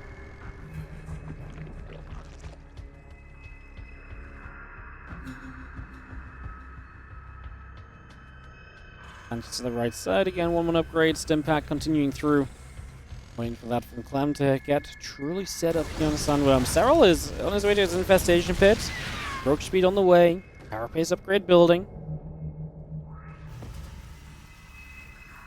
Looking at the Ling speed, so again, those roaches switching into kind of Ling Bane is what Serral's been all about in this couple of games recently.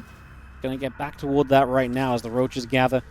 And we begin to step forward onto the map. A few Lings are going to take that chance onto some rocks over here as well. It's just going to start nibbling up at those.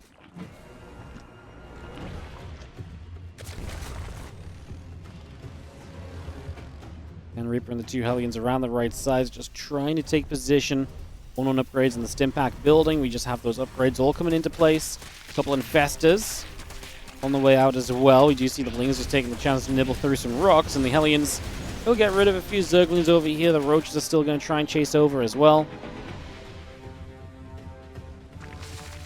Again, Infestors building up. Lings, roaches coming through. Hive on the way.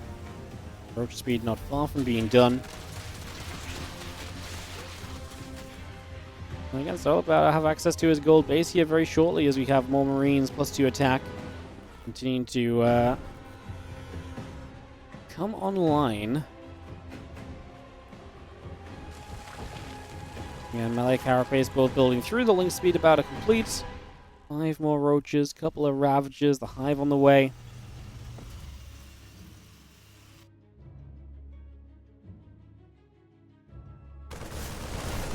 It's another 8 racks map apparently in Clem this time. This is a very committed 8 racks.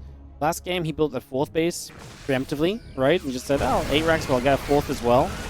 This game he's just 8 racksing. So this game Clem is committing.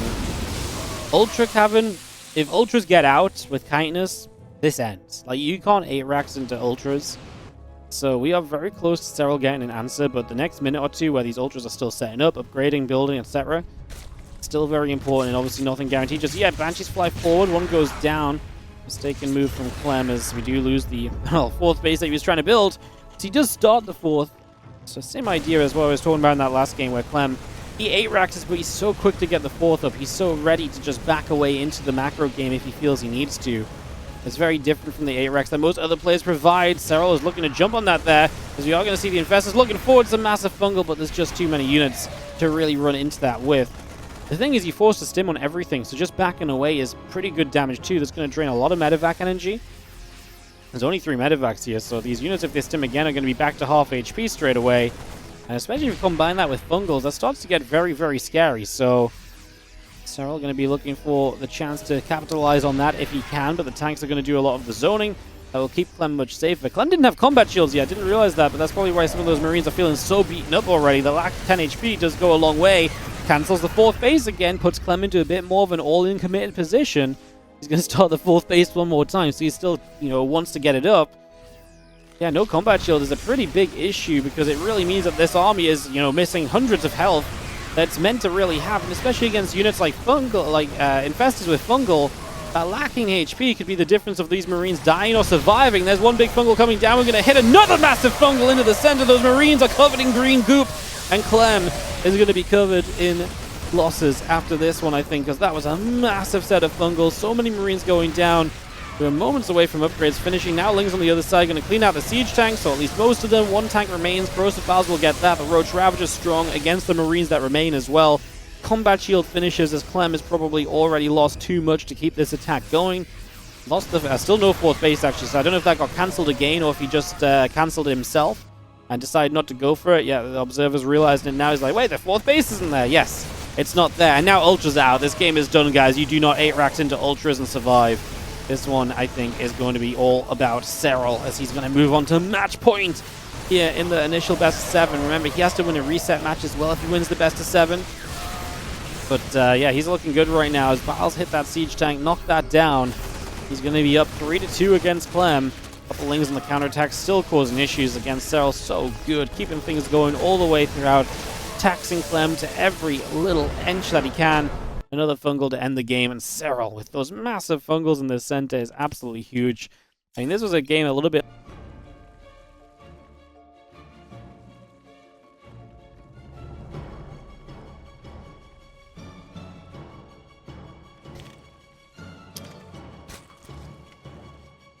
We have ourselves in the top left-hand side, taking the lead of the series. If he wins this, he gets to the best of 3. That can then win him the tournament. This is Serral in the top left-hand side, up 3-2 in the best of 7. In the bottom right-hand side, if you lose this game, then you get a fresh best of 3 to work with. Our Blue Terran player from Team Liquid is Clem.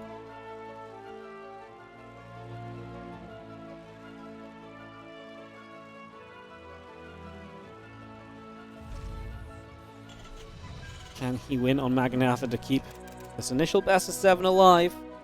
Give him the chance to win it all in a Game 7 of the series.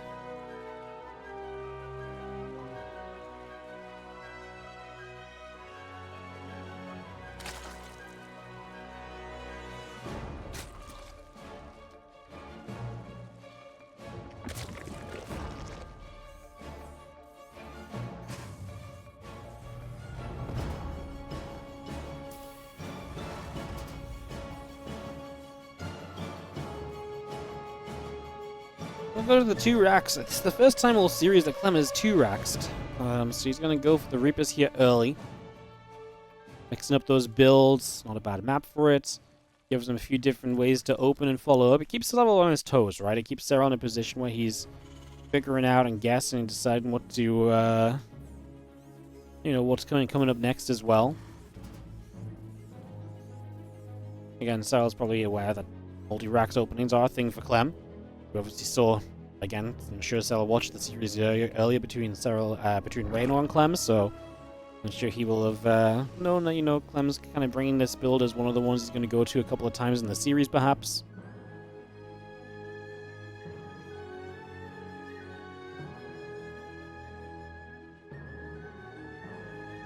Going across, I'm getting feelings gathering up. Queen's on the way, Link speed building, Reapers in production. It's going through, Lynx takes some damage. We'll just be seeing the drones pulling back a little bit as well.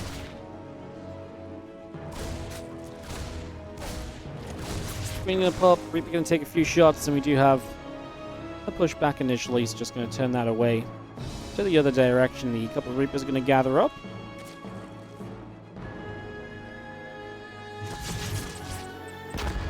Both those Queens right there to hit those Reapers.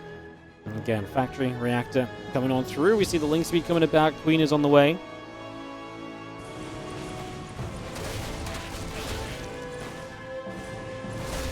That Reaper goes up, obviously provides the high ground vision. Nicely done for a Link kill or two. As Clem gets some value. Gets 2 Lings in total this game so far. Good defense from Serral. I was going to say, does he leave the opening to the natural to maybe let these Reapers do a little extra? He doesn't. He's very much so on top of it, and that is going to be a good little bit of defense. Hey, what's up, Dave? How you doing? Thank you so much for the 37-month resub as well, bud. Appreciated. Factory to the Reactor. So we will see Stim starting. We will see Hellion starting. It gives Clem some of the map control. He's been so good with the map control this series. He's been so good. There's not really been a game where the creep spread is all over the map and dominating and all of that. He's been very good at keeping on top of those things. Hasn't won him every game, obviously, but there's not really been a game where it's been like, man, Serral just dominated this one. The last game was actually maybe the most dominant, Serral with some good shutdowns, but it looks so much easier, obviously, when Clem makes mistakes like forgetting Combat Shield. You know, those are things which have major impact. Serral still did a lot of great things. Those run-bys have been great, not just last game, but all series long. It's been a treat of a series so far. Reaper Hellion will just poke onto the hatchery. Some damage being done, and the Zerglings around the back will take a couple shots as well. So the Reaper Hellion there will be able to get through, will be able to get some damage. And the Zerglings taking some hits. Queens are nearby, and the Queens will turn onto the Reaper Hellion. Pushing that away, a couple of Marines looking for an Overlord kill, meanwhile. Again, that Reaper Hellion all gathering up. Liberator on the way, a couple of Hellions coming through, +1. Marine and Stim all building as well. Reactor still producing. Queens joining together for the moment.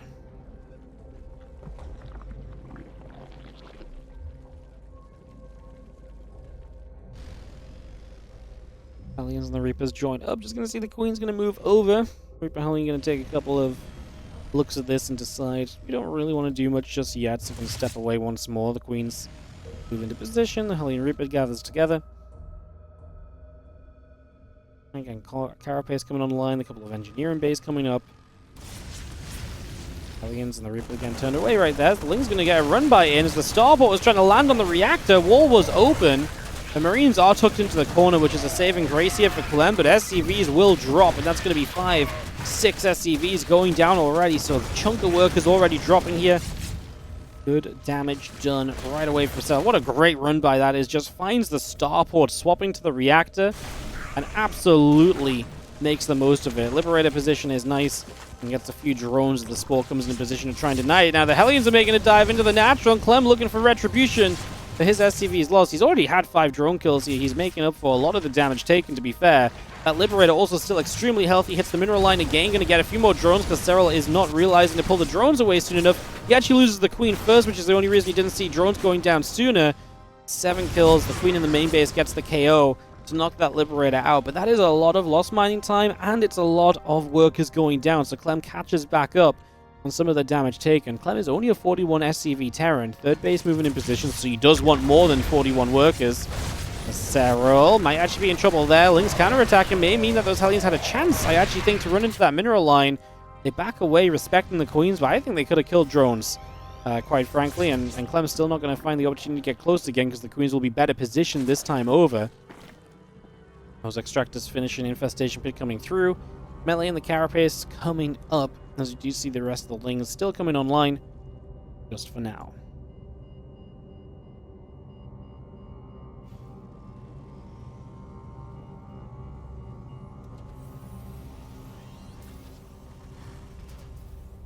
Factory moves across to the Reactor. Queens join. Hellions will get some Creep Teamers.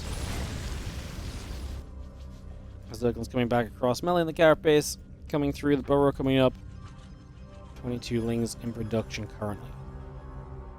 Serral is going to have held this all off then. We're once again back to that Infestor Ling style. So Infestor's building, Ling's on the way. We got the Hive coming through as well. The Zerglings trying to make their way forward, and they get turned around immediately by siege tank fire. This tank's getting a few good shots off right off the bat.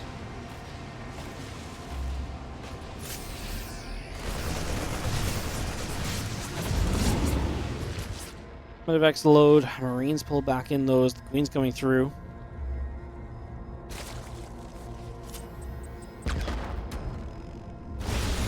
There's one to grab, a couple of Hellions gonna get a catch, Reapers gonna be there getting chased back as well, Marines still trying to push through, the Queen's gonna get chased away. We've seen the Queen's getting jumped on, it's a nice fungal onto these Marines, but they take a turn, they actually hit down an Infester. As they do just about get free of the fungal, the medevac lift is going to be okay. We do survive with the medevac. That is a 1 HP medevac that keeps 5 low HP Marines alive. Serral is so close to just getting that catch. That's crazy.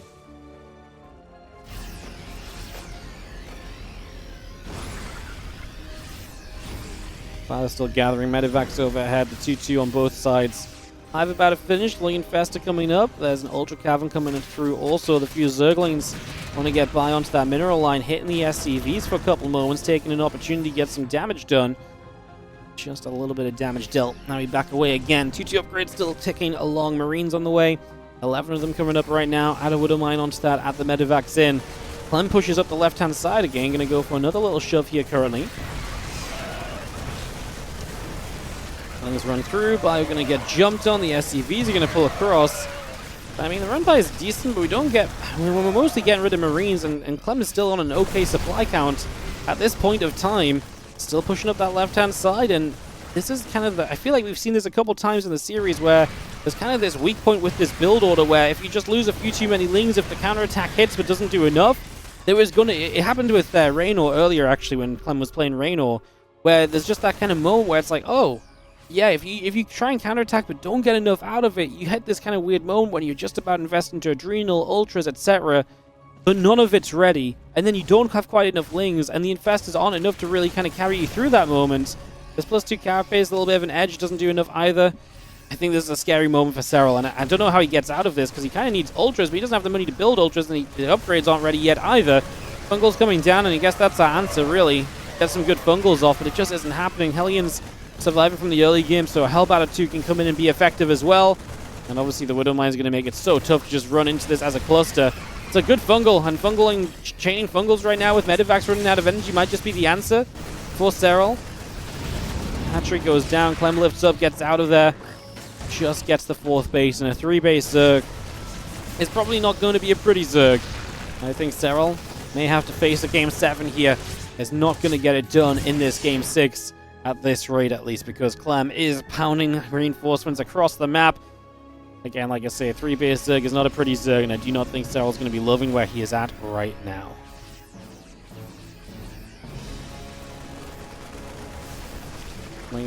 Faster comes through, nice fungal growth, lands on a few Marines. There's just no follow-up, right? Like, you need the Ultras here. If the Ultras are here, this army can't really run around like it's doing. These Marines don't do anywhere near as much. Serral's obviously waiting for those Ultras. They're seconds away. By then, this game's probably decided, and Serral is not even going to let the Ultras pop before he says GG.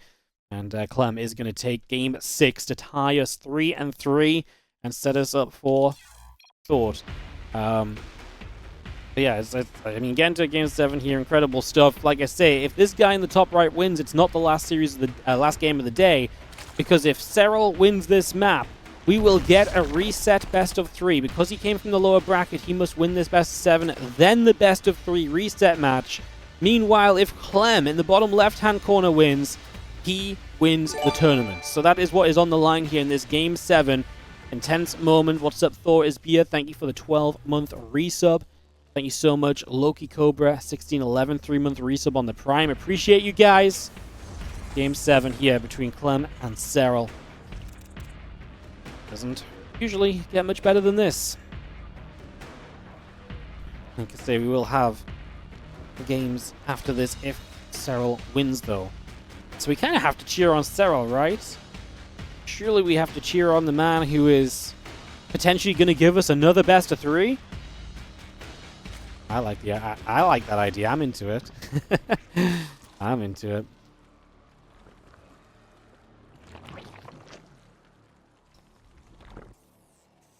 Barracks at home, just the one. No multi-racks for this 7th game of the series. Hatch, gas, and pool coming through. We get set up. And what a day of games. It's been a long-ass stream, no? 6.5 hours already? Ah, yeah. I thought it might be long, but you know what? The games have been great as well. We haven't actually had like a super like mega long game, you know? Like we haven't had that like 40-minute epic. I was thinking with Serral Hero, Serral, you know, Serral's Terran maybe, or Clem. You know, there is always potential for some super long games, right? We've not really gone to that, but we've also not really had any games that were just whiffs either, right? We haven't really had any games that were just like boom, bang, it's done.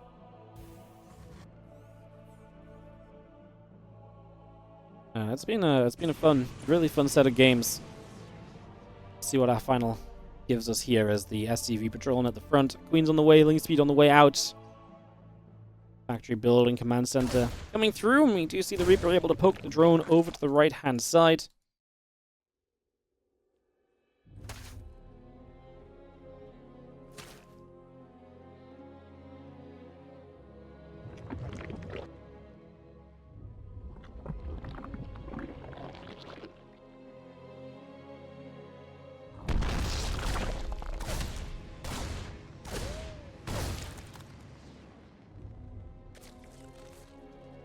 Gonna see our CC's coming up. Just gonna be seeing triple CC the build.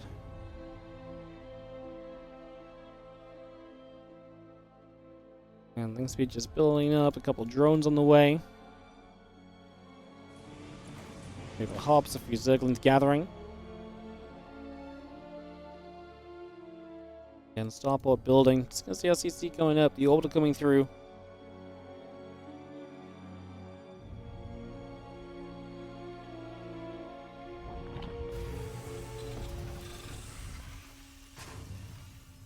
Only being quiet because my voice is drained a bit from awesome games all day.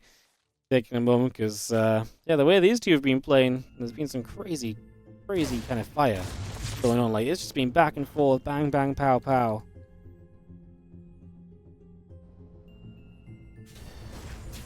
Command center building, Banshee and the Hellions coming through. Got a couple queens coming up on the side of Serral. I'm just dictating a little bit of what's on the production tab, but as far as the map goes, there's a lot of tank positions on this map that we can maybe watch out for as well. Maybe Clem tries to take advantage of some of those. Get tanks in position, have the Marines dropped up to the high ground that the tanks can then protect.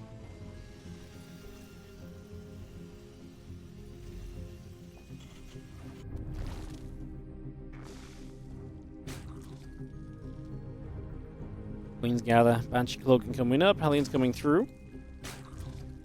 The Reaper just going to be there. The couple Lings coming about. The Queens will position themselves. SCVs set onto the natural after a little run-by. Gets a couple of SCVs. Again, cannot stress enough how good the run-bys have been from Serral all day.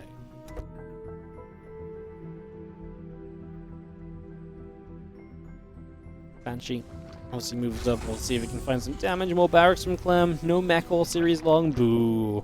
Say some people in the crowd, but I don't mind that. Just have the Banshee, the Marine, cloaking on the end of that production tab, and the Hellions obviously going to look for some openings here, look for some opportunities. Serral's lair not far from being done. We're once again kind of playing just lair with nothing else coming up just yet. Not even the fast Evo chamber for the +1 carapace this time, so I do wonder what the goal is this time from Serral. Like, there's no Baneling Nest to start up Bane Speed the moment left finishes. Yo, 6 drones from the Hellions, but the Banshee gets the Queen with the cloak up there.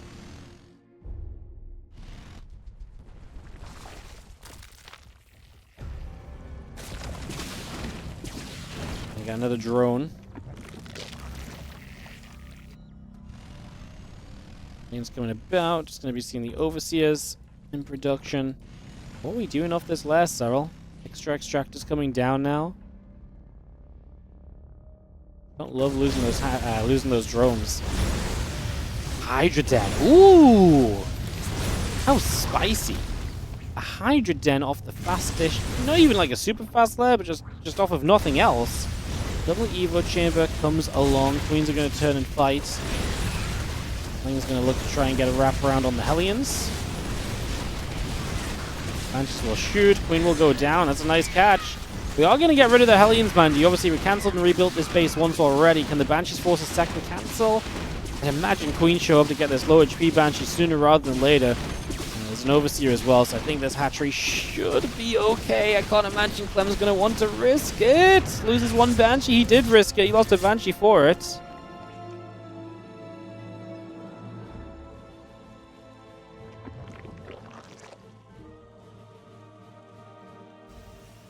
+1 missiles, +1 carapace coming up.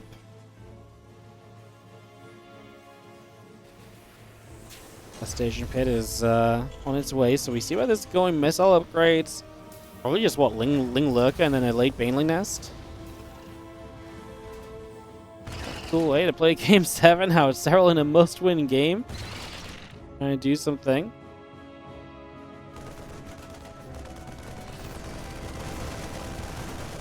He's going to get that. Overlord just going to be taken down. Just going to see the few queens gathering.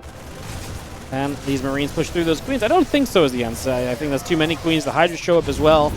There's not enough Marines to kind of stim through the Hydras just yet. We're going to add on the Infestors. We're going to add on the Lings.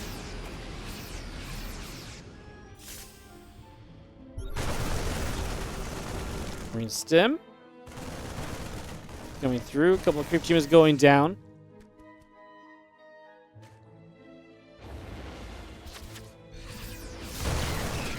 Hydra going to chase the Marines. Going to be pushed back.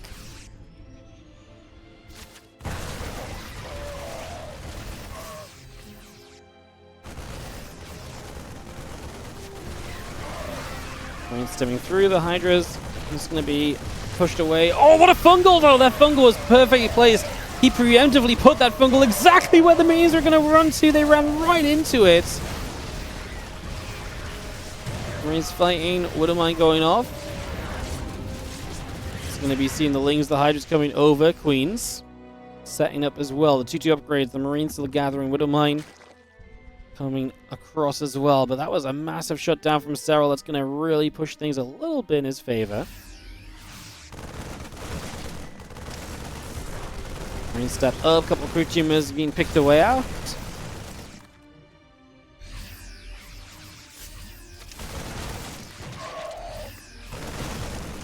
The Hydras going to get pushed back. A couple drones still going down here.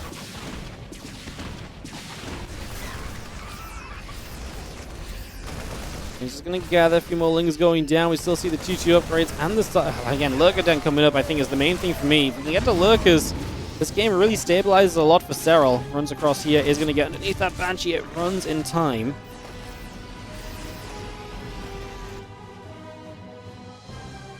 And 2-2 upgrades coming about. Just going to be seeing the Marine Marauder Medevac coming over. We do have our Hydras +2/+2. Seismic Spines all building. Extra Lurkers on the way.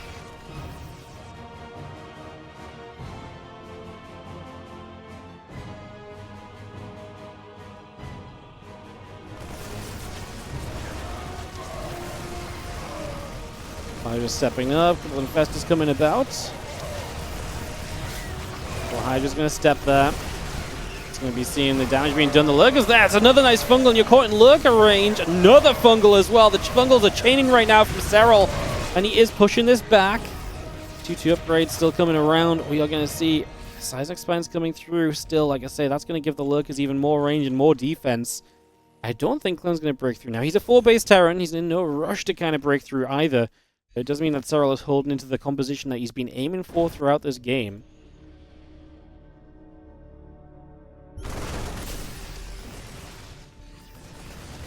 Fire comes across. A couple of creep teamers are going to get jumped on. It's going to be having the Zergling still going to take some damage.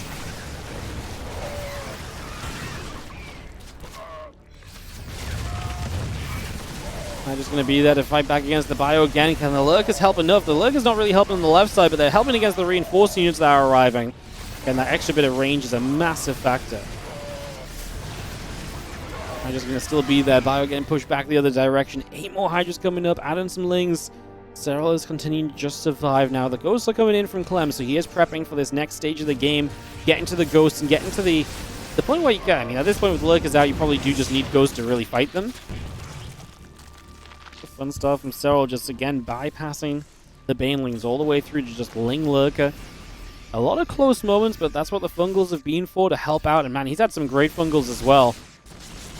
In the game, this game where we've actually not had as much kind of counter-attacking from Serral, has been a lot more patient and passive from him in that regard. Kind of crazy. 12 mines went down in this game. Resources lost is actually favorable to Serral.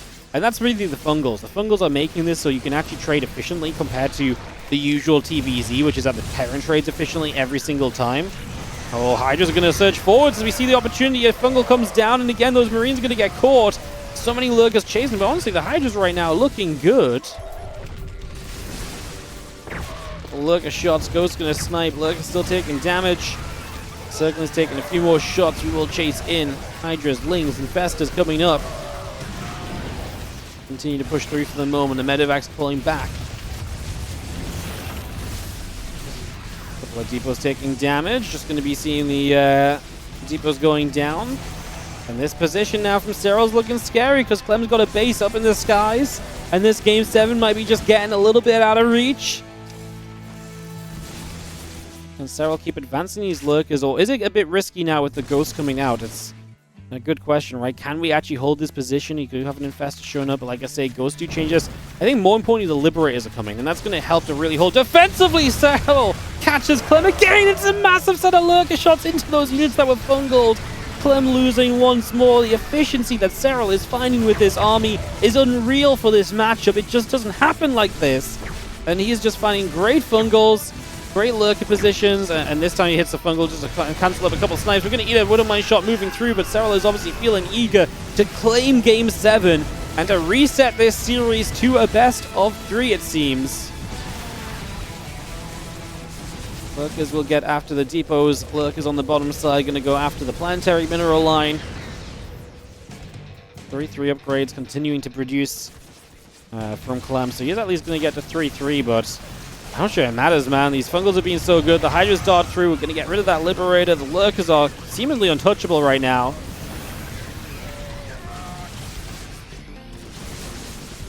Couple more shots coming across. Just going to be seeing the Hydra's going to surge down the right side again. Going to jump onto the few units that were over here. Going to maybe go for the planetary, or do we just want to focus on units once more? Clem loaded up. I don't think he quite knows what he wants to do in this. As the Hydras get after the Planetary Fortress, the SCV still takes some more damage. Planetary will indeed go down. I mean, Clem's not mining off of enough bases, obviously, and this one is absolutely going to be Serral's as GG gets called, and we go to the reset series. Serral and Clem will play one more best of 3. Serral gets Game 7. So again, the reason wins, Serral wins the first series 4-3.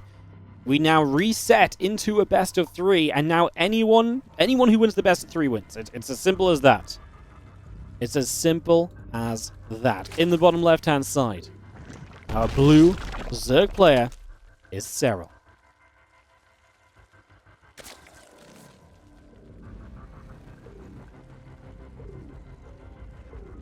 He takes on the red Terran. In the bottom right-hand corner, it's Clem.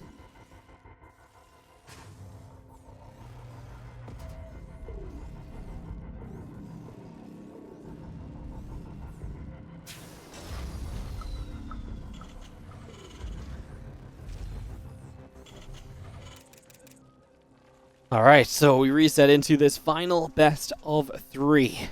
What a day of games they had in this event, huh? Games have been awesome. Cannot wait to answer all the YouTube comments about why there's a best of 3 after, even though we said it 7 times already and explained what might happen and what is happening. Always happens. Whoever's listening without audio right now is so confused. All right. Yeah, again, I don't really like this the reset match way of kind of giving the advantage to the winner bracket player. It's kind of crazy to me that I guess people were asking for like why I don't like it earlier, but I was just thinking of it now, and this is maybe the better way to describe it. For Serral to win the grand finals, he must win 6 maps, whereas all Clem needs to do to win the grand finals is potentially win 2 maps, right? Like, there's such a crazy disparity to me. So yeah. It's, I don't really love that, but it's not my tournament, so I just wanted to say, because a couple of people were asking earlier, and I feel like that's where it kind of feels kind of crazy, you know? But like I say, this is a format that does exist. Double eliminations do use this. It's more I think this is more common in like fighting game communities and stuff, like those kind of games. But yeah, it's not being used too much in StarCraft. But like I say, I mean, logically it makes sense. Clem never lost a life. Now he has lost a life, and so they're both on their last life, right? So yeah, I mean, the thing is with double elimination, there's always going to be some argument, some way or another. It's really a preference thing. So yeah, some people will think it's silly, some people will think it's the fairest way. So, yeah. Anyways, away we go. Commands that are coming about, reactor in the factory coming through. We just get the hatch and the drones coming in. As the Reaper hangs about on the low ground, just going to be seeing that gold mineral line getting taken early from Clem. So super quick 3cc onto the gold. As he didn't do this against Serral in the earlier portion of this series. I'm going to call it the same series, guys. He didn't do this in the earlier portion of the series, but what he did do it in was the match against Reno. He went for that super quick gold, and he's feeling confident to do it again here. And Serral is going for the later gas, so it is going to work out. It's something he's going to be able to get away with.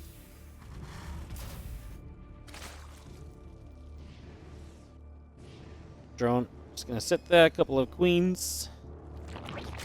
Gathering up, the roach run settling down, so it's going to be roaches once again. This is how Serral set up last time as well. So went for the gasless into roaches.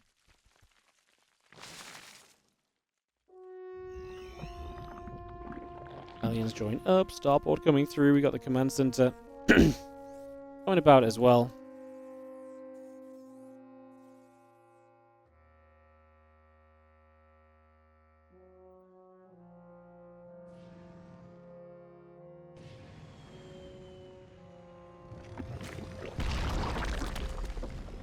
Aliens and the Reaper just going to settle down, going to step forward a moment or two.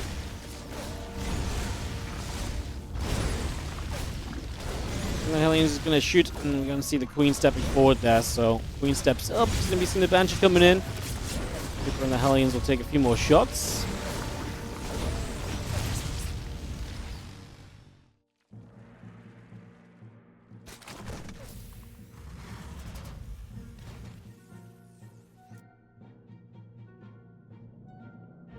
Kovi's producing through, drones on the way. A couple of the extractors coming about. We get the barracks coming up. We have the Hellions down to the bottom. So Hellions and Reaper down to the south. So I see the roaches joining. We'll see the roaches going to be there for that defense. Push this back, settle this down.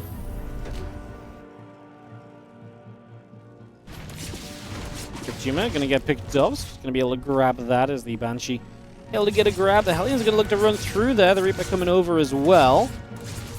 He's going to drop a grenade, bop the Queen's back a little.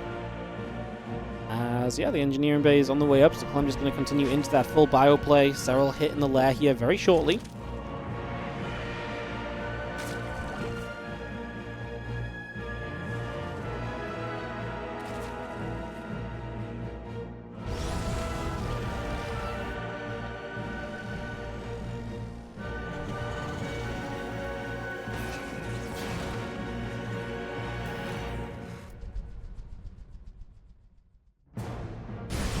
Roach speed all coming up. We are going to see the 1-1 upgrades coming through as well, so just bringing all of that about. Stim on the way in as we speak here.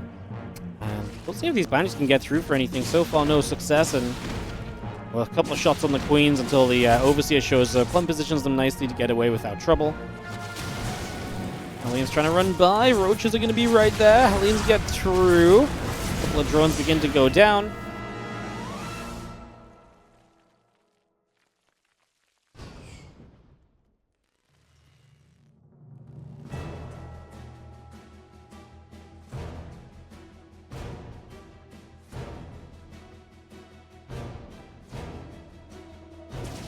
Banshee's going to sit overhead. Roach is taking some damage.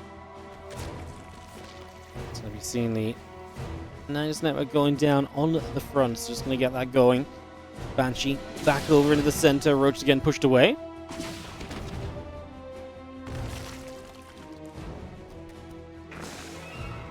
Get those upgrades rolling. Get the missiles building.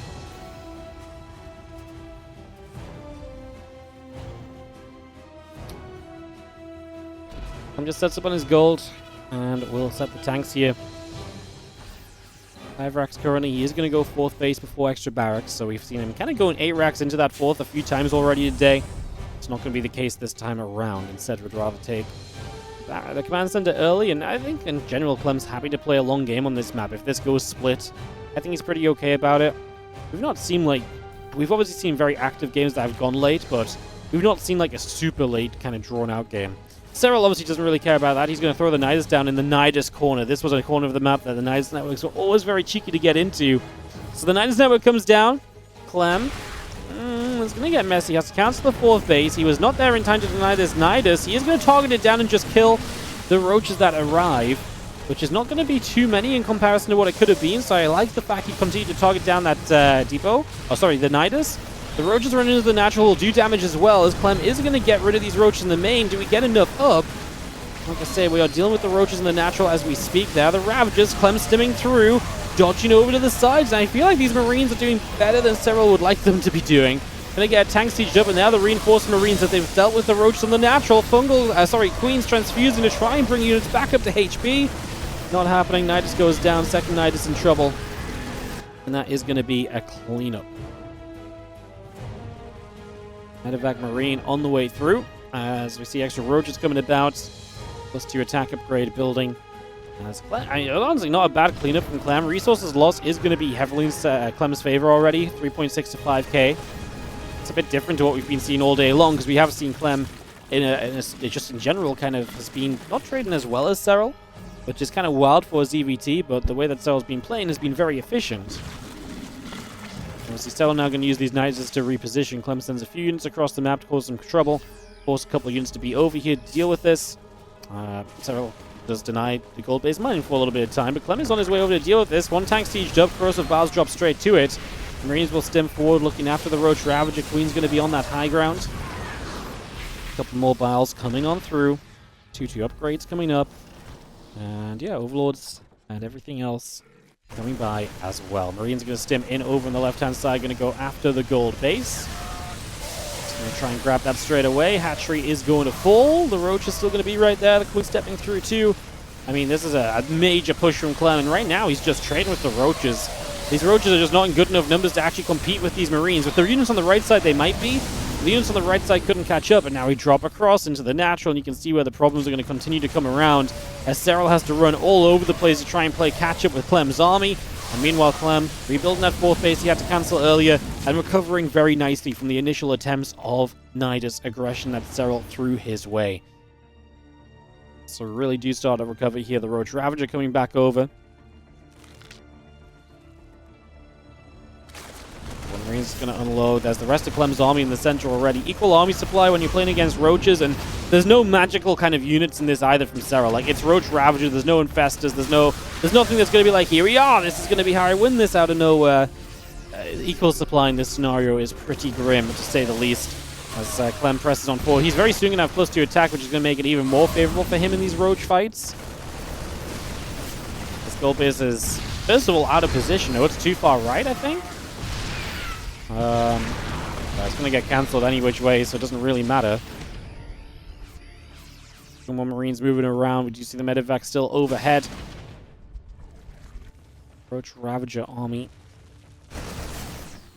And he's just running around silly everywhere. I like that Serral tries a counterattack through the top side, but again, you're asking for a lot out of very little here at the moment, and that's obviously not really ideal. STV is going to be in some trouble. I'm going to take some shots. Nidus in the main, I mean, to be fair, this is what Serral has to do. Like, he's playing a worse composition. He has to try and out-position and try and force Clem out of position and make him make mistakes and try and overwhelm him, and maybe that's starting to happen here. The Roach is jumping on a couple of the tanks at the front. Marines in the main base are going to do way too much, though. All of those units go down, so as far as we've, as much as we've had success in the front, disaster in the main is what it comes down to in the end. And I think it's fair to say that this one is fast approaching, most likely. Well, you know, I mean, supply-wise, Clem lost a lot of SCVs here. Do I believe it? I don't think I believe that Clem's just going to waltz across the map and win. Because actually, Serral has not bad supply, right? The Roach Ravager has it's done work. Like, it's a messy game. 61 to 45 workers. Clem still has a gold mining.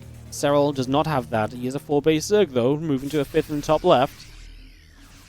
Clem's gold is mined out a little bit as well, but he has a 4th, so knock down this Nidus network. I think my concern truly stands. If we actually see a straight-up fight, I still really prefer Clem's army.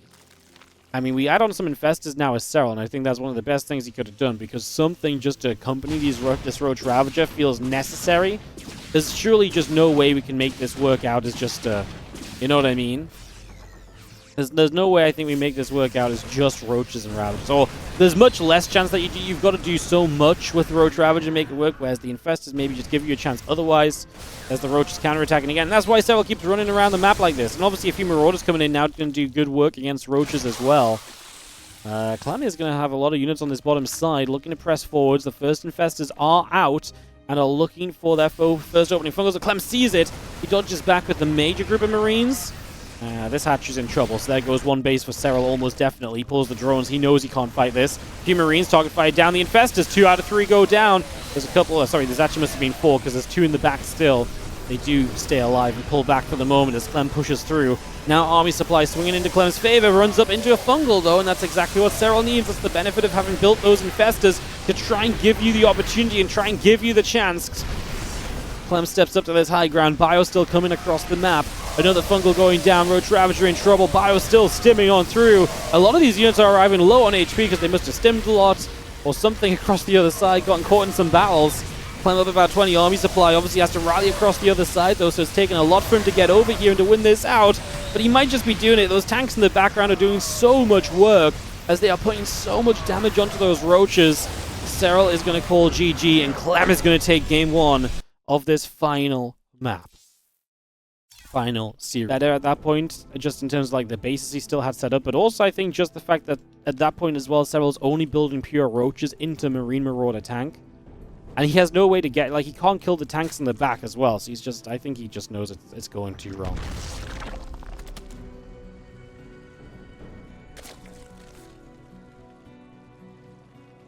Like, he already lost that base. He had a base coming up top left, but you guys think he left a little early? I don't think so.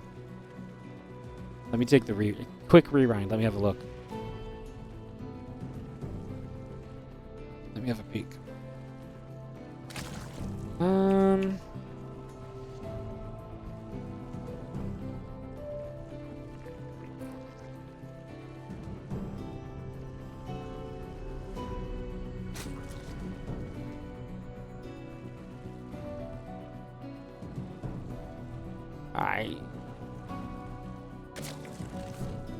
Sorry, I'm just peeking through different moments of the game. I mean, when Serral leaves the game, he's down 30 army supply. Clem is still sat in front of his base with 2 full HP siege tanks, a bunch of Marauders. Like, Serral's about to lose every single Ravager that he has. This was 100% a GG moment. 100%. Clem has, like, 10 plus bio units on the ground versus 2 Ravagers and a couple of Queens, with siege tanks behind and reinforcements coming across the map, against only Roaches in production. It's over. It is over. I mean, he could have tried to stay in, but if he tries to stay in, what happens is Clem just stims at his base and he's going to lose the bottom side hatchery. I actually don't know. If he stays in, I just think he just loses anyway. Yeah, interesting stuff, because obviously Serral is, plays the map a second time, plays a similar opening, but this time plays the Nidus. He just doesn't, at the end of the day, he just doesn't get enough done with the Niduses to really give him a great advantage, and he does a lot running Roaches around the map, but at a point in the game where Clem can survive Roaches running around and causing chaos, even though they do make a lot of chaos happening. Again, chaos has really been the word of this series. I use it so much because it's what's happening every time. So we really do get through and just cause trouble and mayhem around the map, and that really leaves Clem in an okay position because it's chaotic, but he's got the better army eventually, because Serral is working with Roach Ravager and eventually the 4 Infestors. It's obviously problematic, as we are going to see the swap of Extractors there is going to get him the Extractor down again. He's going to see the Reaper showing up, and just going to pull around this side. Serral yet to take a hatchery.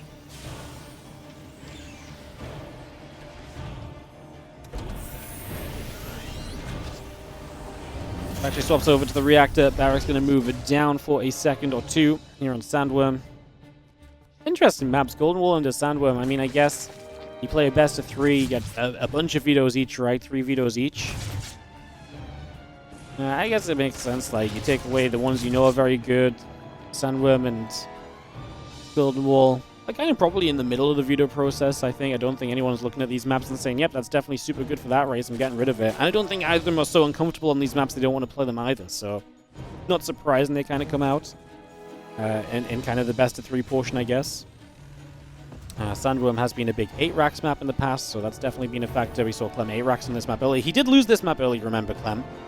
He won Golden Wall earlier when this was first played in the series. He did lose on Sandworm, as that was the game where he forgot combat shows. That was the very messy game, where he just wasn't really set to do anything. As Runby shows up, forces the Hellions to turn around. Serral forces those SCVs to go running for a couple of moments, and will continue to chase down the Reaper and the Hellion there. So Clem saves the SCVs, a little bit of lost mine time, but it does cost him some of his early game map control. Already down 1 Hellion, 1 Reaper. Lost 7 Lings. I like it for Serral. You know, honestly, like, gives you a teeny bit of eco damage, but more importantly, I think you're already kind of stopping Clem taking full map control.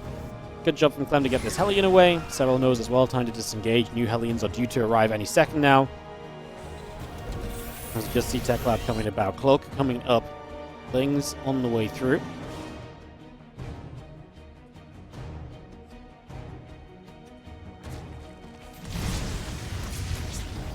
Queen's going to gather. Still got the Overlord just hanging overhead. Just take a couple of moments, guys. Been a fun stream. We've had 7 hours of content so far for this our last game. Just want to take a quick moment before we do wrap up to say thanks to everyone for watching.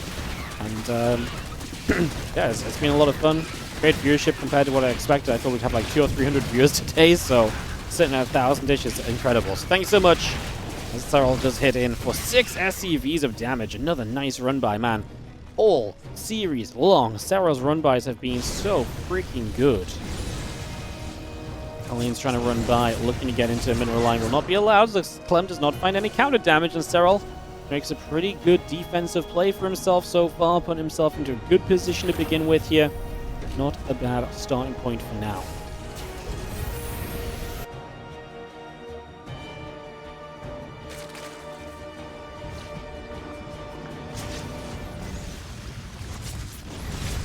One's going to fight, Queen going to be there. A couple of Banshees begin to move across the map. Going to come straight across. Stimp back, 1-1 upgrades. All building into place. The face coming up from Serral on the other side. Banshee's going to shoot. Lings take some damage. And a couple of Queens right there. Just going to push the Hellions back the other direction. Look, she's make their bid into the natural. There is a Spore there already.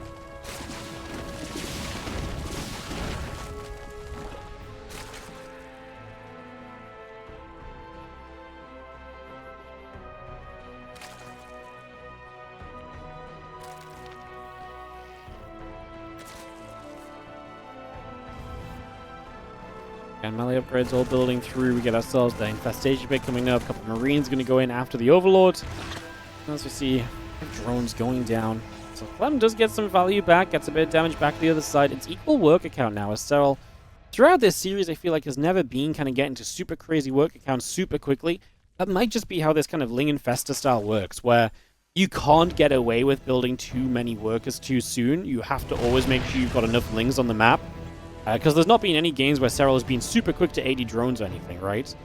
So, heading into this again now, we do see the Hive coming up. First Infestors on the way out. Again, the whole idea is you get to super fast Ultras here, and that's exactly what Serral wants to aim for. And just going to completely bypass the Bane lanes, use the Infestors to lock things down. Clem's had success. He's had failures against this build all day, so it really is potential to go either way. The Ling run by into the natural expansion Marine tank. Going to get jumped on immediately there. A few Marines going to stim it up as well. That's going to be a good defense from Clem. He loses a little unit or two. He kills a few Lings, pushes it back before eco damage is done. And he gets to stay on the map with his main 2 dropships. Combat Shield coming in much more swiftly this time around. As our Marines gather and the Zerglings start to take some hit. That's Infestor, and Clem sees it, so confirming what's going on, although I think he probably had a good idea. Like I say, this has been the go-to a lot of the day. And by the way, isn't it a treat we get to cast so much TVZ? I feel like I've not casted this much TVZ in freaking ages. It's so rare we get to cast, like, what today's going to be 6 plus 7 plus so far 2. Like 15 maps of TVZ. It just doesn't happen, man.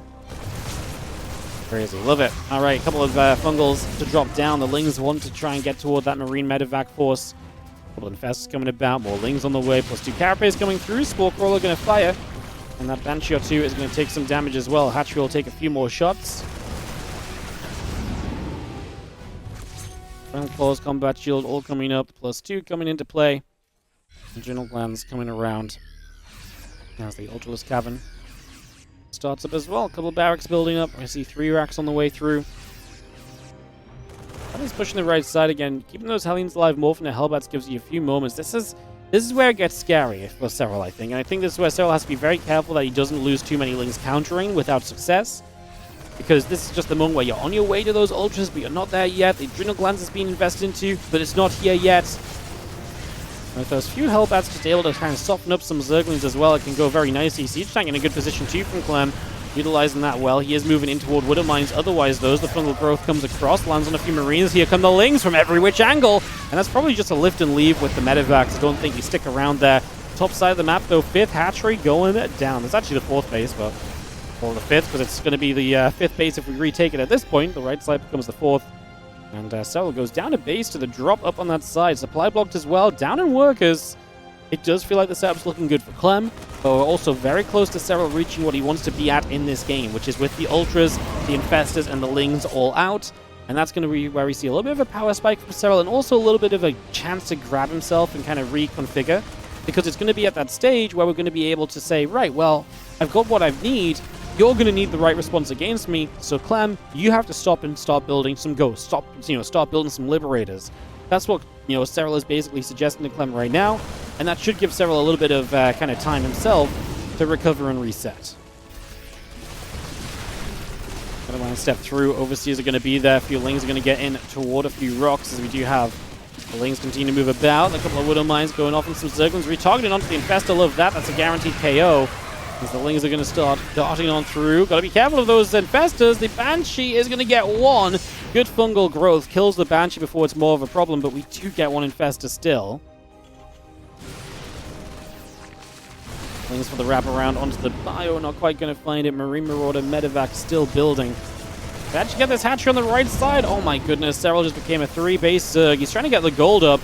But Clem is starting to just be all over the place a little bit, and I think we're going to see some of these little kind of earlier game factors starting to really kind of come back and counter Serral a little here. Widow Mines are going to burrow, Bio pulling away, Widow Mines connecting, Bio pulling back, Infestors getting blown up. Just going to be seeing the Ultralisks going to get grabbed as well. Easy pickoffs for the Bio army to take those Ultras down so far, getting caught up in the center of the map. That's not where Ultras want to be. This isn't really where Ultras want to be either, as they are going to start taking some heavy hits. Widow Mines connecting. Last Ultra goes down. The Zerglings are falling. Serral's supply is not looking good. Medevacs load up. Medevacs retreat. Fungal growth catching what it can. Zerglings are going to try and run through and try and just catch some of the tanks here, but they're not going to find too much. Clem is regathering his forces and resetting and healing up a little bit as well now, so getting back on track in that regard. A bit more Bio still stepping through. Clem keeping the pressure up. Again, the issue for Serral right now is he's not really kept Ultras alive, so the scarier part of the army is not really growing in numbers. And there's only one Infestor on the map, so we've got to rebuild 2 Infestors. I mean, it's just so much expensive losses, so many expensive losses so far for Serral. In a day where he's traded so well, now Clem is trading more efficiently. I mean, don't get me wrong, that's not weird. It's just we've seen Serral trade extremely well all day, and this is not one of those times, unfortunately, as we're going to be seeing a couple transfusions coming down on the Ultras. Serral is fighting for his tournament life here as he tries to push the Bio army back, running by with Lings on the other side, trying once again to find an opportunity and find an opening. Not going to make it happen just yet, though. 3-3 upgrades continue to come through, as Clem will step ever closer to being even more well set up against this. The +3 carapace will finish. That might give the Ultras a bit of a reprieve here. Obviously, having super tanky Ultras is going to make your life a little easier, and we really are not far away from that happening. The rest of that Ling Ultra still coming about. Upgrades coming online. Bio Liberator coming up as well. Just going to see a few of those Bio units stepping away.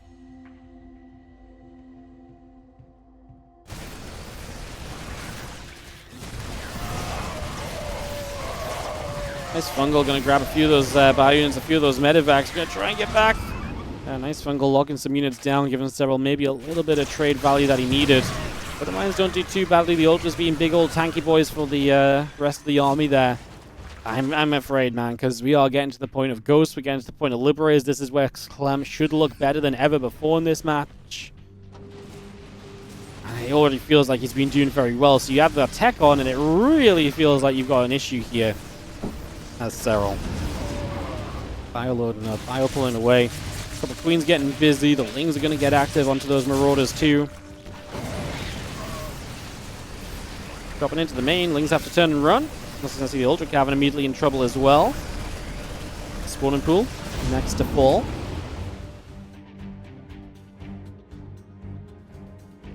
Faster Ultra all on the way out. Ghosts, Liberators, extra starport coming through too.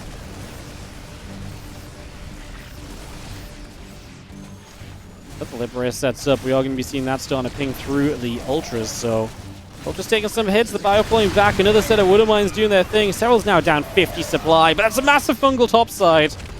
Well, okay. there goes some supply back in Serral's favor in a big way. What a turning point that was all of a sudden. I mean, Serral's still down, just not as much as he was. It was a great little catch, and Serral is going to need a few more great little catches if he wants to stay in this. He's actually sending it. I wonder if he just feels like this is his moment where he's not really set up well enough to kind of play it long term. He's losing the base topside during this, by the way. I just don't think you can attack in with Ultras against these Ghosts, not so haphazardly as this. Planetary doesn't go down. We do get most of the Ultras out, but like I say, Serral is in trouble on the top. He keeps the hatch alive. The Queen's going to have to fight against that Liberator, which is eventually probably going to go down. It does. Just about. Serral is actually going to lose maybe another Ultra in the center. It's being hunted down. Clem coming back across the other side, rebounding supply so quickly. And that's the economy of a Terran player that's just not really being caught. Great scans, catches the Infestors, and now you got those Ghosts. I mean, this part of the map is absolutely broken. GG, well played, and grats. Clem wins the Maestros of the game in front of his home French crowd. I can only imagine. I'm going to watch the clips of the win because I can only imagine the crowd goes crazy, and Clem celebrates with the French guys in a pretty big way. So I'm looking forward to looking at that because, yeah, obviously we didn't get to watch it live, and this was me just finding out what happened for the first time. GG's, Clem turned it up a little bit in those